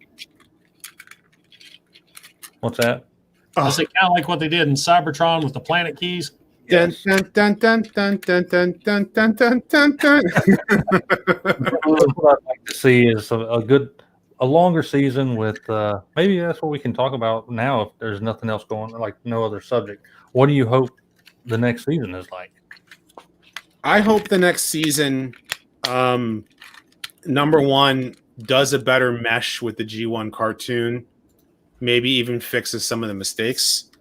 I hope that it focuses more on the character, like it does a better job with the animation. Maybe giving us Optimus with moving. Oh wow, giving us Optimus with moving a faceplate. You know, spend a little bit of the budget on that. I would like to see. I'm hoping that a lot of the characters that were seen in Siege were generics end up being now the Earthrise characters. So now, because I don't know if you noticed when like Cliffjumper's cameo, that apparently was because they watched my video. Is that right? Yes, it is. Too cool. They watched my video on Does Cliffjumper Die All the Time? So they brought Cliffjumper in, but they knew they didn't have the budget for changing Bumblebee's model to make him look like Cliffjumper. So they just made him a red Bumblebee. And they had him on screen and they had him say a line like, you know, all the bases, and then the screen cuts off. And the idea behind that was, hey, did he die? And it was left open on purpose because of my Cliffjumper video. That's great. Yeah. I ended up learning that. So that kind of gives me incentive to talk about the next whatever characters I'm doing. You have power. So now you could change all your discussion videos based on what you want to happen in Earthrise. I'm making a want list of what I'd like to see in this coming show. I know, right? Yeah. So, but I think that Cliffjumper is still alive, and I'll tell you why. Is because Elita 1 says, tell all the remaining outposts to come back to the Ark immediately. You know, where Project Exodus is a go. When she says that, I think all of the characters that we know that we did not see on the Ark at the time are going to end up being on the Ark for season 2. You know, for Earthrise. So Melvor says, keep up the good work. Go buy a shirt, everyone. Yes, I do have a Teespring store. I know Patriot Prime has his, and I know Kato has his. I am unfortunately not wearing a RodimusPrimal merch shirt because my RodimusPrimal shirt is in the wash. Same. I don't even have my own Kato's collection shirt on. I just got a brand new one in the mail today. So you wash yours. I changed up, got some new collars. I've got hoodies now and masks. You got the Southern stink, man. Yeah. Sorry, I had to throw that in there because, as many of you can probably tell, I live north of the Mason-Dixon line, and these two guys don't. It's proof that Southerners and Yankees can get along. Yes, you know we can. How long Yes. it took me not to talk like this anymore? Probably when you went to went across to the sandbox across the ocean. The basic training's when I learned to get rid of that accent. Yeah. You know, my mother's, whenever I'm around my mom or any of her family, the Italian New Yorker will come out stronger out of me, and my wife hates it. Yeah, it takes me about a good 30 seconds to sit beside my dad, and then the complete trailer redneck comes out, and the girlfriend laughed like crazy because suddenly I sound very much more Southern, very. And yeah. What are you talking about here? What These do these two guys. you Use guys are doing a whole bunch. Yeah, I can come out like I'm forcing it so it doesn't sound right, but you That's know. what I would do. Patriot Prime is the new Ironhide. Well, thank you. I'll have to try that out. Just deepen the voice a little bit. But Whiz Prime. But I mean, here's the thing: we just spent like the past hour and a half nitpicking the Siege cartoon, nitpicking it. But overall, it was an enjoyable show. Oh, you know? We can pick it apart because we're super fans. Yep, and we're allowed to. But there are the things that I don't, I don't care for. Is it's another reboot? You know, it thinks it's Spider-Man or Batman. Yeah. Was it? Apparently, I've been told New Yorkers. It's Italian New Yorkers. Got to tell you something, okay? I'm Italian, okay? We get a good slice of pizza. We can accidentally punch people when we're talking. I can see that. I can see that happen. Oh, and Duke to go. He lives in Virginia, so. You're next door to me, buddy. Right below me. So he, he says, see, I say he has a Southern accent. His Southern accent is not as strong as the two of you guys. Oh, when I started my channel, everybody kept saying he talks like the guy from King of the Hill. Damn it, Bobby! They think all of us talk like the guy from King of the Hill. If I get around down home too long, I sound like Boomhauer. Here's something that I know the two of you guys don't know. There is a difference between how people in Queens, in Brooklyn, in Staten Island, and even Manhattan talk, and how we say certain words. And you can pick up on it. There is a commenter that comments on my videos, and he's from Bensonhurst, which is in New York City, and you can tell he's like. He goes, he doesn't sound like he's from that borough, and because you can tell.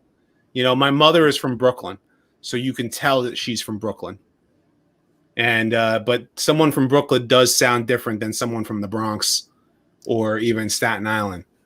So, yeah, I can vouch for that after having worked with so many different New Yorkers. There is a definite accent, but it's the same way in where I'm from. There's regional accents down here from the proper Southern drawl, that you get with certain folks to just the straight up trailer trash. Yeah, Jeff Foxworthy impression. And you're the ones north of me. Yes. Are you on the eastern part of West Virginia? I'm down on about the southern tip. I'm about 20 miles from Virginia. Okay. I'm right on the edge. Right on the edge. No sleep till Brooklyn. No sleep till. Here we are talking accents and stuff like that. And that's one of the reasons why I had such a problem with Ironhide and Hound. Major problem with Ironhide and Hound. It just, the two of them they should have sound proper, and they didn't. I wanted Ironhide to have the Southern drawl. I wanted him to, gee whiz, Prime. I wanted to hear that. I wanted to hear Hound. I think they should have just. I saw Tara Brymeyer, or is it? Yeah. Kato's Foghorn Leghorn. That's fairly accurate. I'll say. That is I'll tell you I tell you. That was good. There's a story there that Tara is not that wrong. HNE Games says, you're a Transformers fan if you own multiple of the same character. Yes. Definitely. Yeah, I suppose. I've I got think my, we all get into that. got my Optimus shelf. So let me get this here. Hold on. It's all right on my desk because I was intending on reviewing them. One of the first Transformers I got was Bumblebee and Cliff Jumper. And notice that Cliff Jumper is missing something. He's feetless. You got that floating black hole Maximilian Cliff Jumper. Yeah, he got his feet chopped off. So, But he's alive. But I do have, and this is one of my first Transformers that I still have. So he was he's also was a pre-rub 1984 Cliff Jumper, unfortunately. But I do have the keychain one. So he has like the little hook on him. I don't know if you can see the hook on I had the green version. Glyph, was that his name? It was like his dark hunter green version. Yeah. So I mean, I do have a working Cliff Jumper, but but my original is fallen victim to it, to years of war. But then of course I've got Earthrise, and I'm thinking about scraping the paint off of his shoulders and then painting his lower arms to make him cartoon accurate. I'm surprised you already have it. I haven't done it because I've been working on a million different things. I have yet to dive into painting or customizing. Toy Hacks is about it for me. Though I've taken a black Sharpie. I think the only one I really did was a black Sharpie to Titans Return Galvatron. I made his little black goatee. Did you see the work I did to Titans Return Galvatron? So my Titans Return Galvatron, and I did a whole video on it, so you can actually see it in better picture. He has I customized him so he has the transforming head. Nice. So, and it's on a ball joint and everything. And I kept the vehicle mode, but I did paint him. You can kind of see the paint on the on his tank treads, and I also painted up the cockpit. I also painted up his Titan Master here, so you can see it.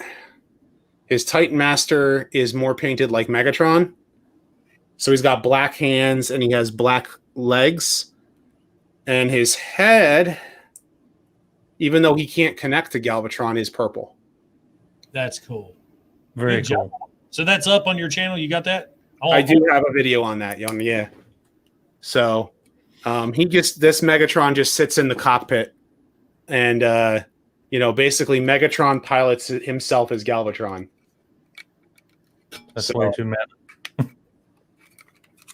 But that's my Titans Return. Oh, and I also got the piece so that the shoulder cannon is not on his bicep. I've got that. Yeah, so it's on the side of his arm. So, yeah. That's my Titans Return Galvatron, all customized. And I did, like I said, I did a video on it. So I did review it after the customization. So awesome. Lone Dragon, what town you in? What town am I in, or you? Lone Dragon says he probably lives less than an hour away from me. Great. No, it's old, but thoughts on Super Megatron? I wish I would have gotten I wish I would have ordered it, because that Super Megatron does look sweet. Yeah. I can't wait to get him. He's a Megatron. Had to get him. Yeah, I passed on it for now, but I hope I can find it later. I think it's already sold out. One of those, comes up for 10 minutes and sells out immediately. Oh, I meant to ask you, Patriot Prime, Siege Megatron. I'm thinking of ordering one of the Toy Hack sets so I can make him more chrome. What, instead of buying, because I don't intend to buy the Netflix one. I'd rather just make this a little bit more G1 cartoon accurate. I would get the Netflix set. Get the Netflix set, and then just put the how good it'll show up on camera.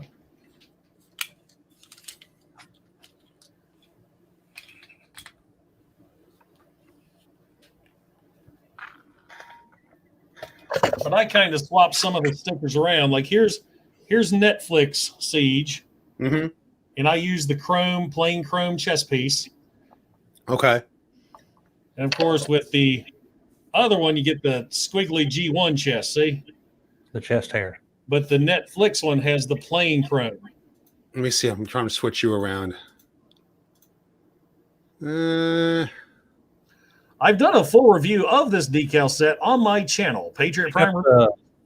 Tap the big square on his camera underneath, like on his screen. Oh, yeah. Okay. There we go. There we go. So now I can show him off. If I can angle myself right up, bear with me. You've got the big plain chest, and you get the details right here. See the red stickers? I didn't want the red in the grills itself because I already painted the red on the sides. But this one also has little decals for the chest vents. See right there, and little triangles. Man, I can't adjust with this camera. Okay, so I'm trying to show here is like the chrome decals for the helmet too. Now this came with some black decals, so I kind of made it look like the Marvel version with the black helmet. Okay. But yeah, I would go with if you want a more chrome look, go with the Netflix version. Okay. Gotcha. Just to try and give them some chrome out and make them work. That's not what I'm looking to do. There we go. Here we go. Yeah, Jack Harp. The squiggly lines on G1 Megatron always reminded me of cartoon chest hair.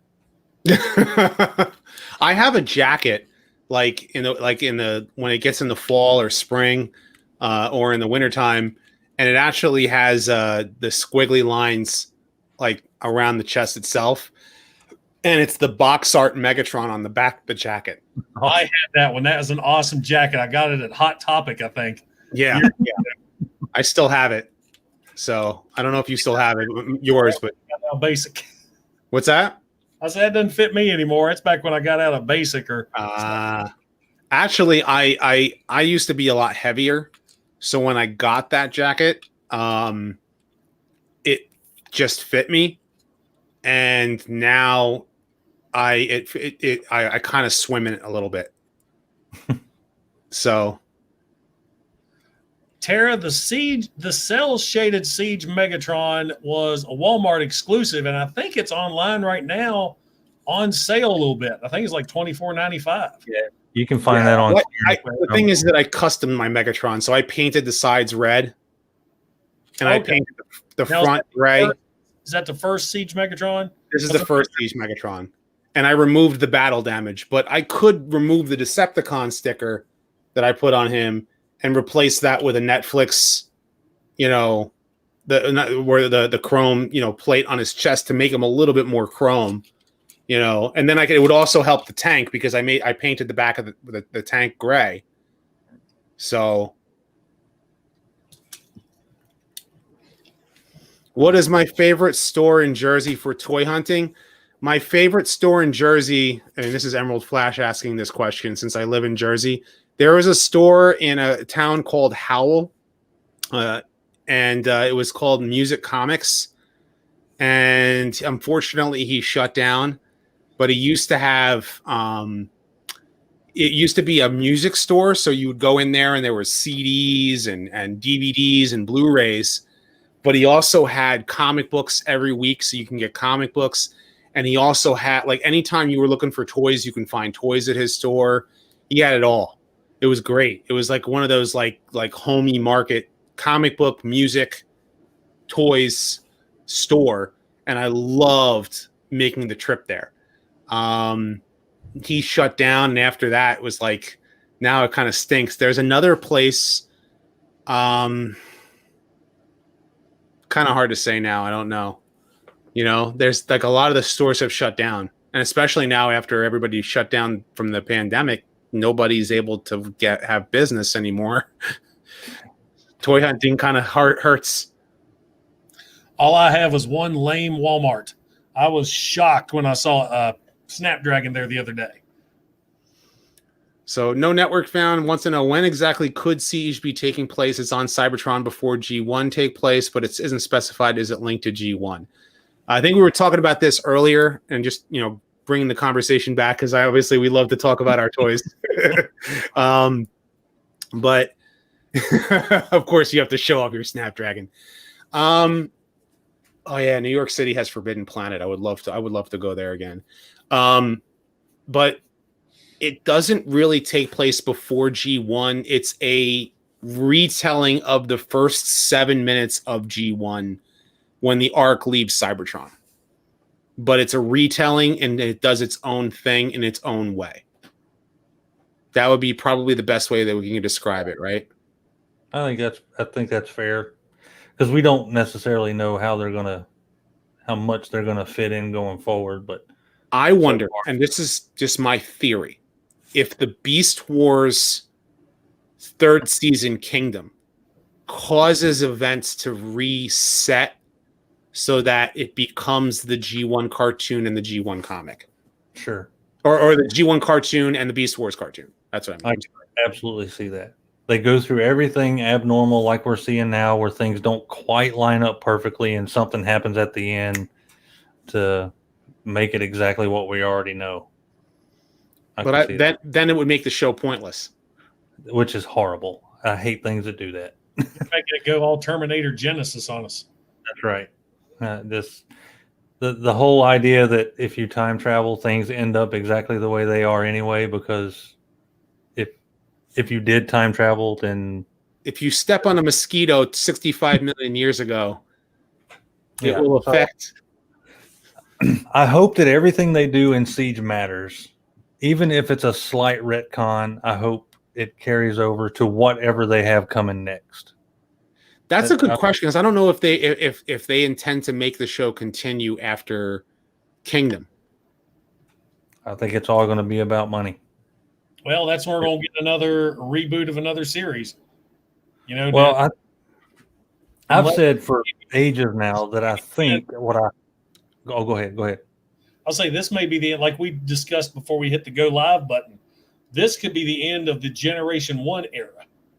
Because we're now going over 35-year anniversary. It's now, maybe this will reset and say the next series starts off, okay, let's have more modernized animated characters coming into the fray. We'll have dual chopper Megatron and fire truck Optimus. And who knows? Yeah. Just think, as much as I love G1, how many of the same figure am I going to get?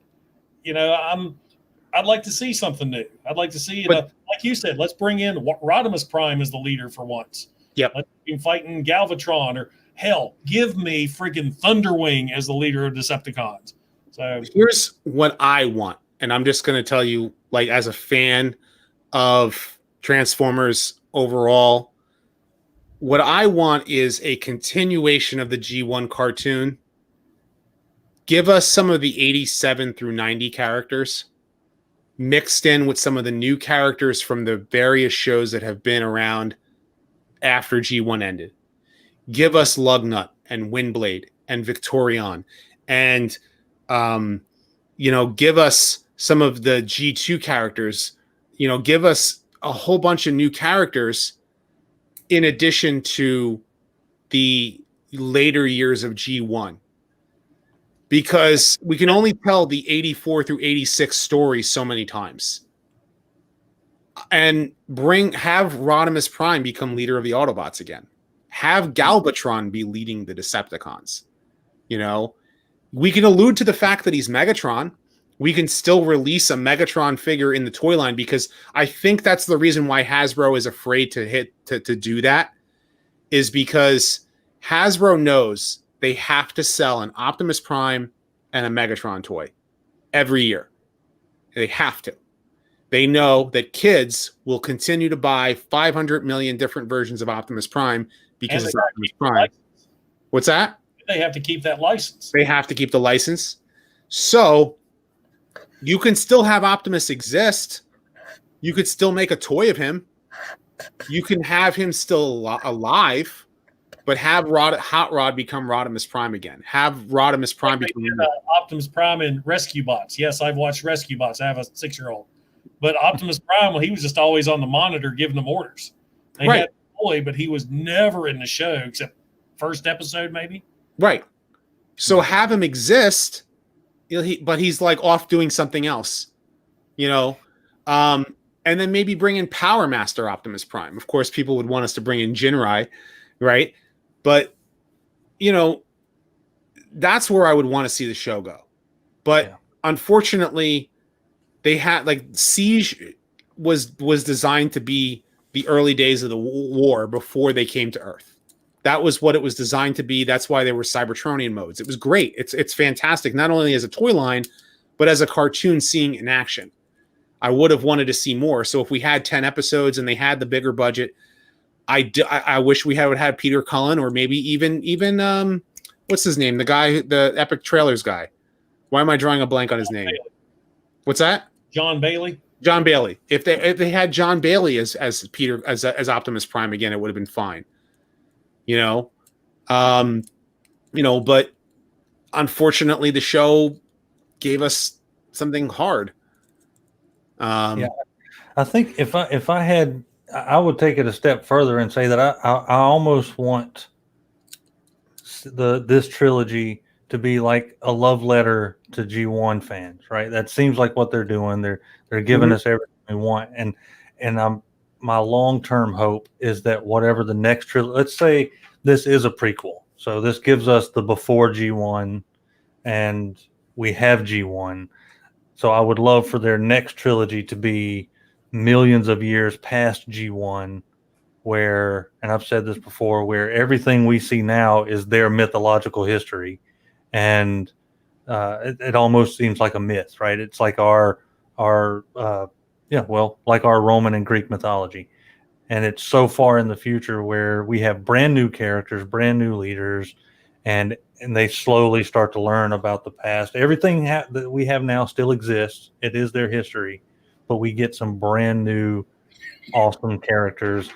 I think I would really like that. I think that could make for a pretty interesting story. It would.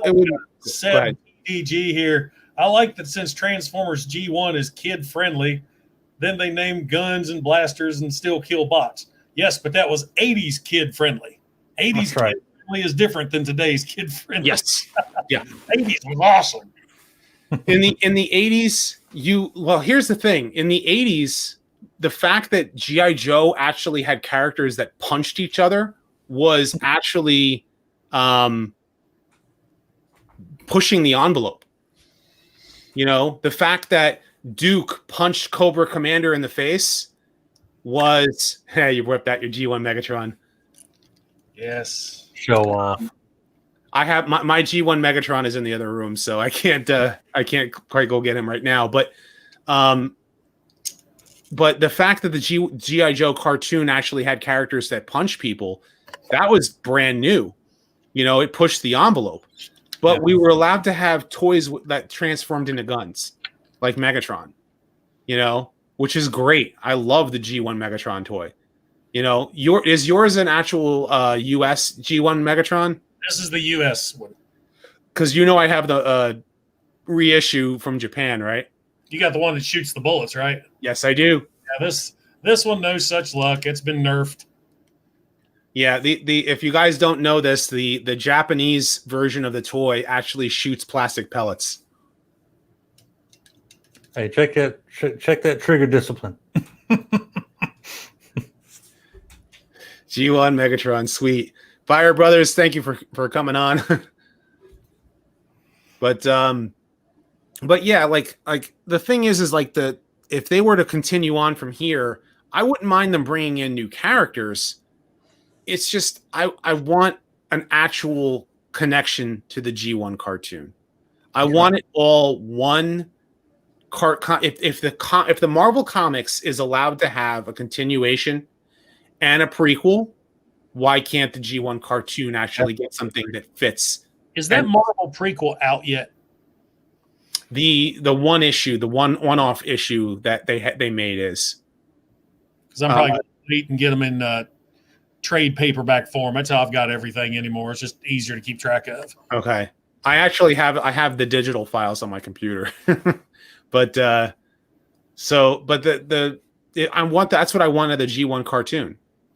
I want something to continue. Either you can make something that takes place in the year 2000 in the G1 cartoon, because 2005 is a set date. That's when the Battle of Autobot City happened. I would love to see the year 2000 when they're building Autobot City and Hot Rod and Ultra Magnus and all those bots arrive. Yep. I would have loved to have seen that. I wouldn't mind seeing in the middle of the war Optimus and Megatron fighting each other and like that kind of stuff. I would have loved to see an after season 4, the Rebirth, where we see the Headmasters and Target Masters, led by Scorponok and Galbatron, and then you have Optimus Prime is on Cybertron, and let's say Hot Rod needs to go through a Matrix quest, and that would be cool. Generation 1. Did you read that one? I would love to see an adaptation of the Marvel comic of G1 cartoon Hot Rod already as a Target Master, but now he is the one leading the charge for a Matrix quest like the G1 Marvel comic, but where he has to become Rodimus Prime in the end and have Thunderwing arrive. That would be cool. Imagine a G1 cartoon episode that actually continued on with that. That would be really cool to see. So, I liked the Matrix quest, but make it a little bit more epic, because the ending was a little anticlimactic, especially with the Matrix turning evil. Yeah, I was really expecting more in Regeneration 1. Thunderwing's one of my all-time favorite Transformer characters, and that's all because of Marvel Comics. He was the only Decepticon able to hold the Matrix, and he corrupted it. I can't remember if he corrupted it or it was kind of weird how the story went, but he was able to hold it. The Matrix turned evil and ended up possessing Thunderwing. And he actually, Thunderwing, this little pretender, took on Unicron and caused Unicron pain in the comics until he got distracted and Unicron was able to blast him into a billion pieces. Well, Unicron couldn't be killed by direct evil being influenced on the Matrix. That's the reason why Optimus had to purify it. Right. So when Optimus grabs it, he purifies it, right? So, and then after he purifies it, he was then able to destroy Unicron. But because it was corrupted is why he didn't survive the blast. Yeah, because you could see it was digging into Optimus's face when he was, because he was fighting Optimus. The Matrix was fighting Optimus when he was trying to take on Unicron with it. Right. And so he had to purify it. But Thunderwing already had it corrupted because it caused the Matrix spawn, which was created by the Deathbringer. Chris Vellner, Matrix Quest was not Giant Starscream. That was the Underbase saga. Yes. Yeah. I want to just bring in this super chat in real quick. Enots 40407, thank you very much for the super chat. I would love for them to make a cartoon around the 20-year gap between 86 and 2005. Yeah, see, that's what I'm saying. You can do mid-90s, early 2000s G1 cartoon where bring in the season 3 characters that were introduced in the movie and maybe even incorporate Scramble City. That Scramble City episode is supposed to take place after season 2. So that's when they build Metroplex and Trypticon. So, they can do things and have, show what happened to Sparkplug. Have something happen to Chip. Maybe Prowl survives after the movie because Chip Chase takes his place. Maybe something happens to him and he ends up having to take his place. So, but yeah, the Underbase saga, I did a video on the Underbase saga and that more people need to see. Yes, they did. The Underbase saga was Marvel Comics Transformers the movie. They used that issue to kill everybody. Yeah. Yeah. You know how hard it was to edit that image, all of the images with all of the character deaths? I don't know if you did you see that image that I made when I did that video? Right? I had to take all the panels of the character deaths and line them up. And it was so many. It was more. I think there were more characters who died. That was me. If you've ever seen any of my G1 reviews, I always do a history of the figure. I do the history in the comic and the history in the cartoon. And usually pretty much every character I do, I was like, and he died in issue 50, where I'm finding that whole scene to show off. I pretty much, like, a lot of videos recently, a lot of times I say, like, and he was killed by an underbase powered Starscream. And he was killed by an underbase powered Starscream. And he was killed by an underbase powered, because the Pretender shells protected them. Yeah, that's the go-to for any comic character death. You can probably bet that they were probably killed by an underbase. Anyone who did not have a toy Pretender shell or an organic thing was killed by the underbase. Because even Fortress Maximus almost died. Yep. Fortress Maximus took a beating in Marvel. He got speared through the chest. And he got underbased. He got, I mean, Galbatron was chewing on his wires. Galbatron was nuts. I loved latter Marvel Galvatron. He could kick cartoon Galvatron's ass. Would you say Galvatron 2 is better than Galvatron from the UK comics? No, that was an awesome Galvatron. That is the best Transformers comic story ever, with the Time Wars. And I had that in a trade paperback that I lost in a move, and I was so looking forward to when IDW was reprinting all those UK comics, and then they just stopped just as they was getting to the book with that one. They stopped on the 5th novel.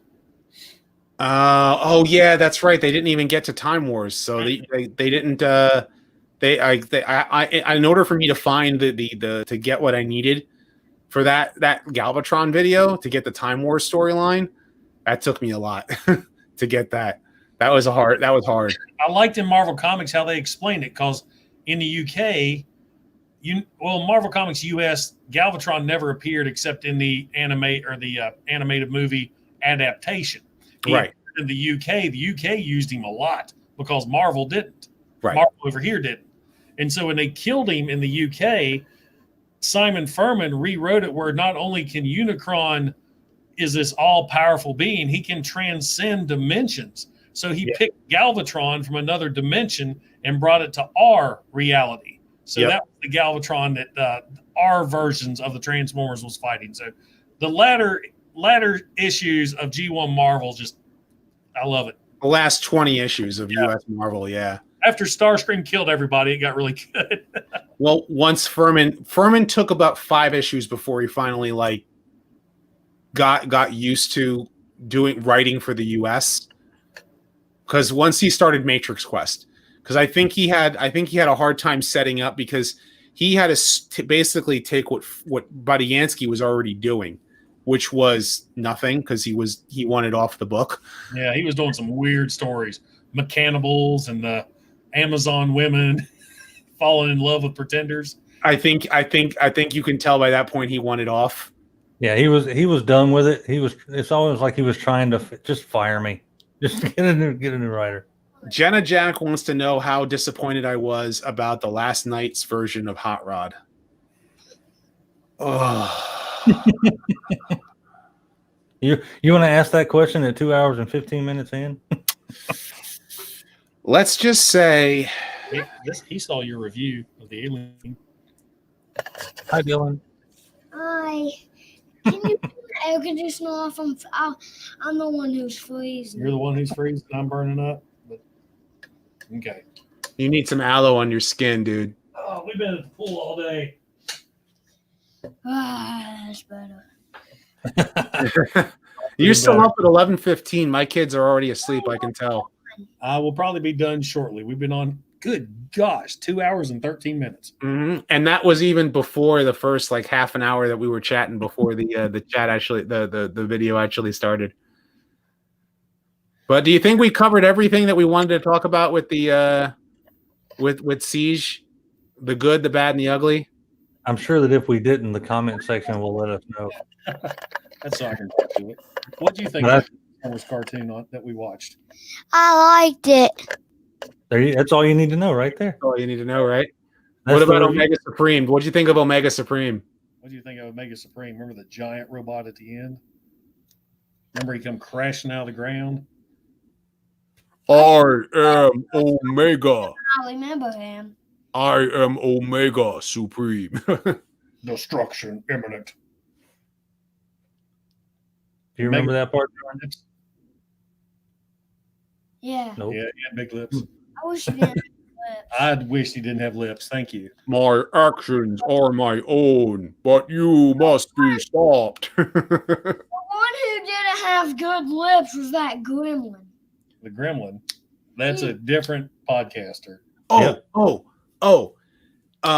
of the things I wanted to take note of with the with Megatron in particular, there were instances, and I love Frank Totoro, but Jason Marnocha's thing of Megatron, but I did want to make mention about how he did not.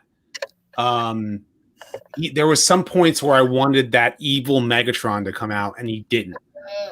No, he And was what I mean, but the whole time. what's that? He was mellow. I mean, he was just cold, precise. Yeah. Somebody- Well, and hear me out. Here's the point that I in other words, he was cold. He's like, why shouldn't I kill you right now? Right. So he's calm. But when Shockwave was experimenting on Ultra Magnus, doing the whole thing, he goes, how ironic, Ultra Magnus in death will betray the Autobots or something like that. He didn't. I needed a laugh out of him. I needed a laugh. There was no laugh, and I was waiting for a. How ironic! How Ultra Magnus will betray the Autobots. I was waiting for that. Yes. I wanted some of that, that G1 Megatron out of him, and I wish it would have come. And the other thing that I didn't like about Siege, and just nitpicking, the music. I was not a fan of the music. Yeah, the music was bland. I didn't even recognize. A lot of shows will have a score. You're like, oh, catchy. This didn't have anything. The music was not a character. The intro was just Decepticons, Autobots. I mean, just this. That was it. Just nothing. I was waiting for some I would have even liked it if there was an updated, more orchestrated version of some of the music from G1. I would have loved to have heard dun dun dun dun dun dun dun dun dun dun dun dun Nerds. dun dun dun dun dun. Or the music in this case, normally a good show is going to have a musical score that feels like a character on its own, and this one, I can't even remember the music at all. It's kind of there, It was there. There were moments where it was pushing the story along, but I think that's probably why Dylan was bored by episode 2. Yeah, the music keeps you going. He doesn't remember Omega Supreme because he was over on the couch playing his Switch, and Omega popped out like, Dylan, look at that big guy. And he's like, huh, back to Switch. Wow. Red Dwarf says he would have liked to have heard some Stan Bush. I know a guy that interviewed him recently. Yeah, that's right. If you guys don't already know, check out Kato's channel. He interviewed Stan Bush. That was great. I was going to interview him, but his schedule just didn't work out for me. I got lucky. He was basically thrown at me, and I was thrilled. And that was fantastic. That was a great interview, great show. And you came through for me. I really appreciate that. Oh, yeah, that's right.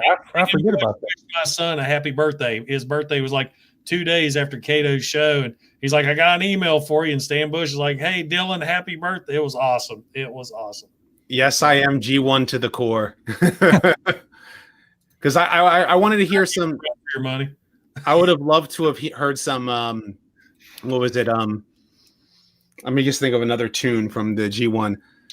Dun, dun, dun, dun, dun. Or even the Decepticon theme. Dun dun dun dun Like I would just sort of love to have heard that out of like just some just a little bit of throwback, just something to keep us interested, because like if you hear it as you're watching the show, even with all the brutal action that happens, some of the character deaths, you can get invested in the show a little bit more. And I felt that the music fell flat. And that was like one of the bad things about Siege, that, I know that they were trying to make it more serious, and it was almost too serious. No, you have to have some dramatic elements. You have to have a score. I couldn't imagine watching any action film or drama, anything for that matter of fact, that doesn't have some type of score that really puts you in the mood. I mean, look at the Avengers, like the final battle with Thanos. I mean, had the score. I mean, just everything gets all epic, but this one was nothing. Somebody redo Siege with G1 background music. Yeah, that would be cool. And when they get to Kingdom, I would love to hear the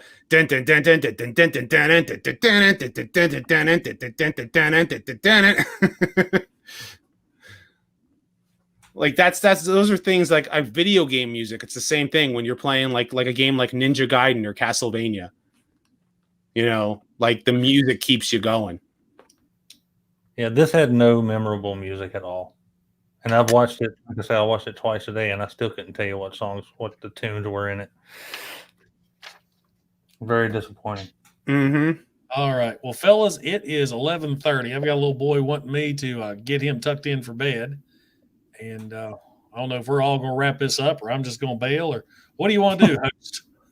All right. So I'm going to we're going to get ready to close this stream up, but I want to thank you everybody for sticking by and watching us.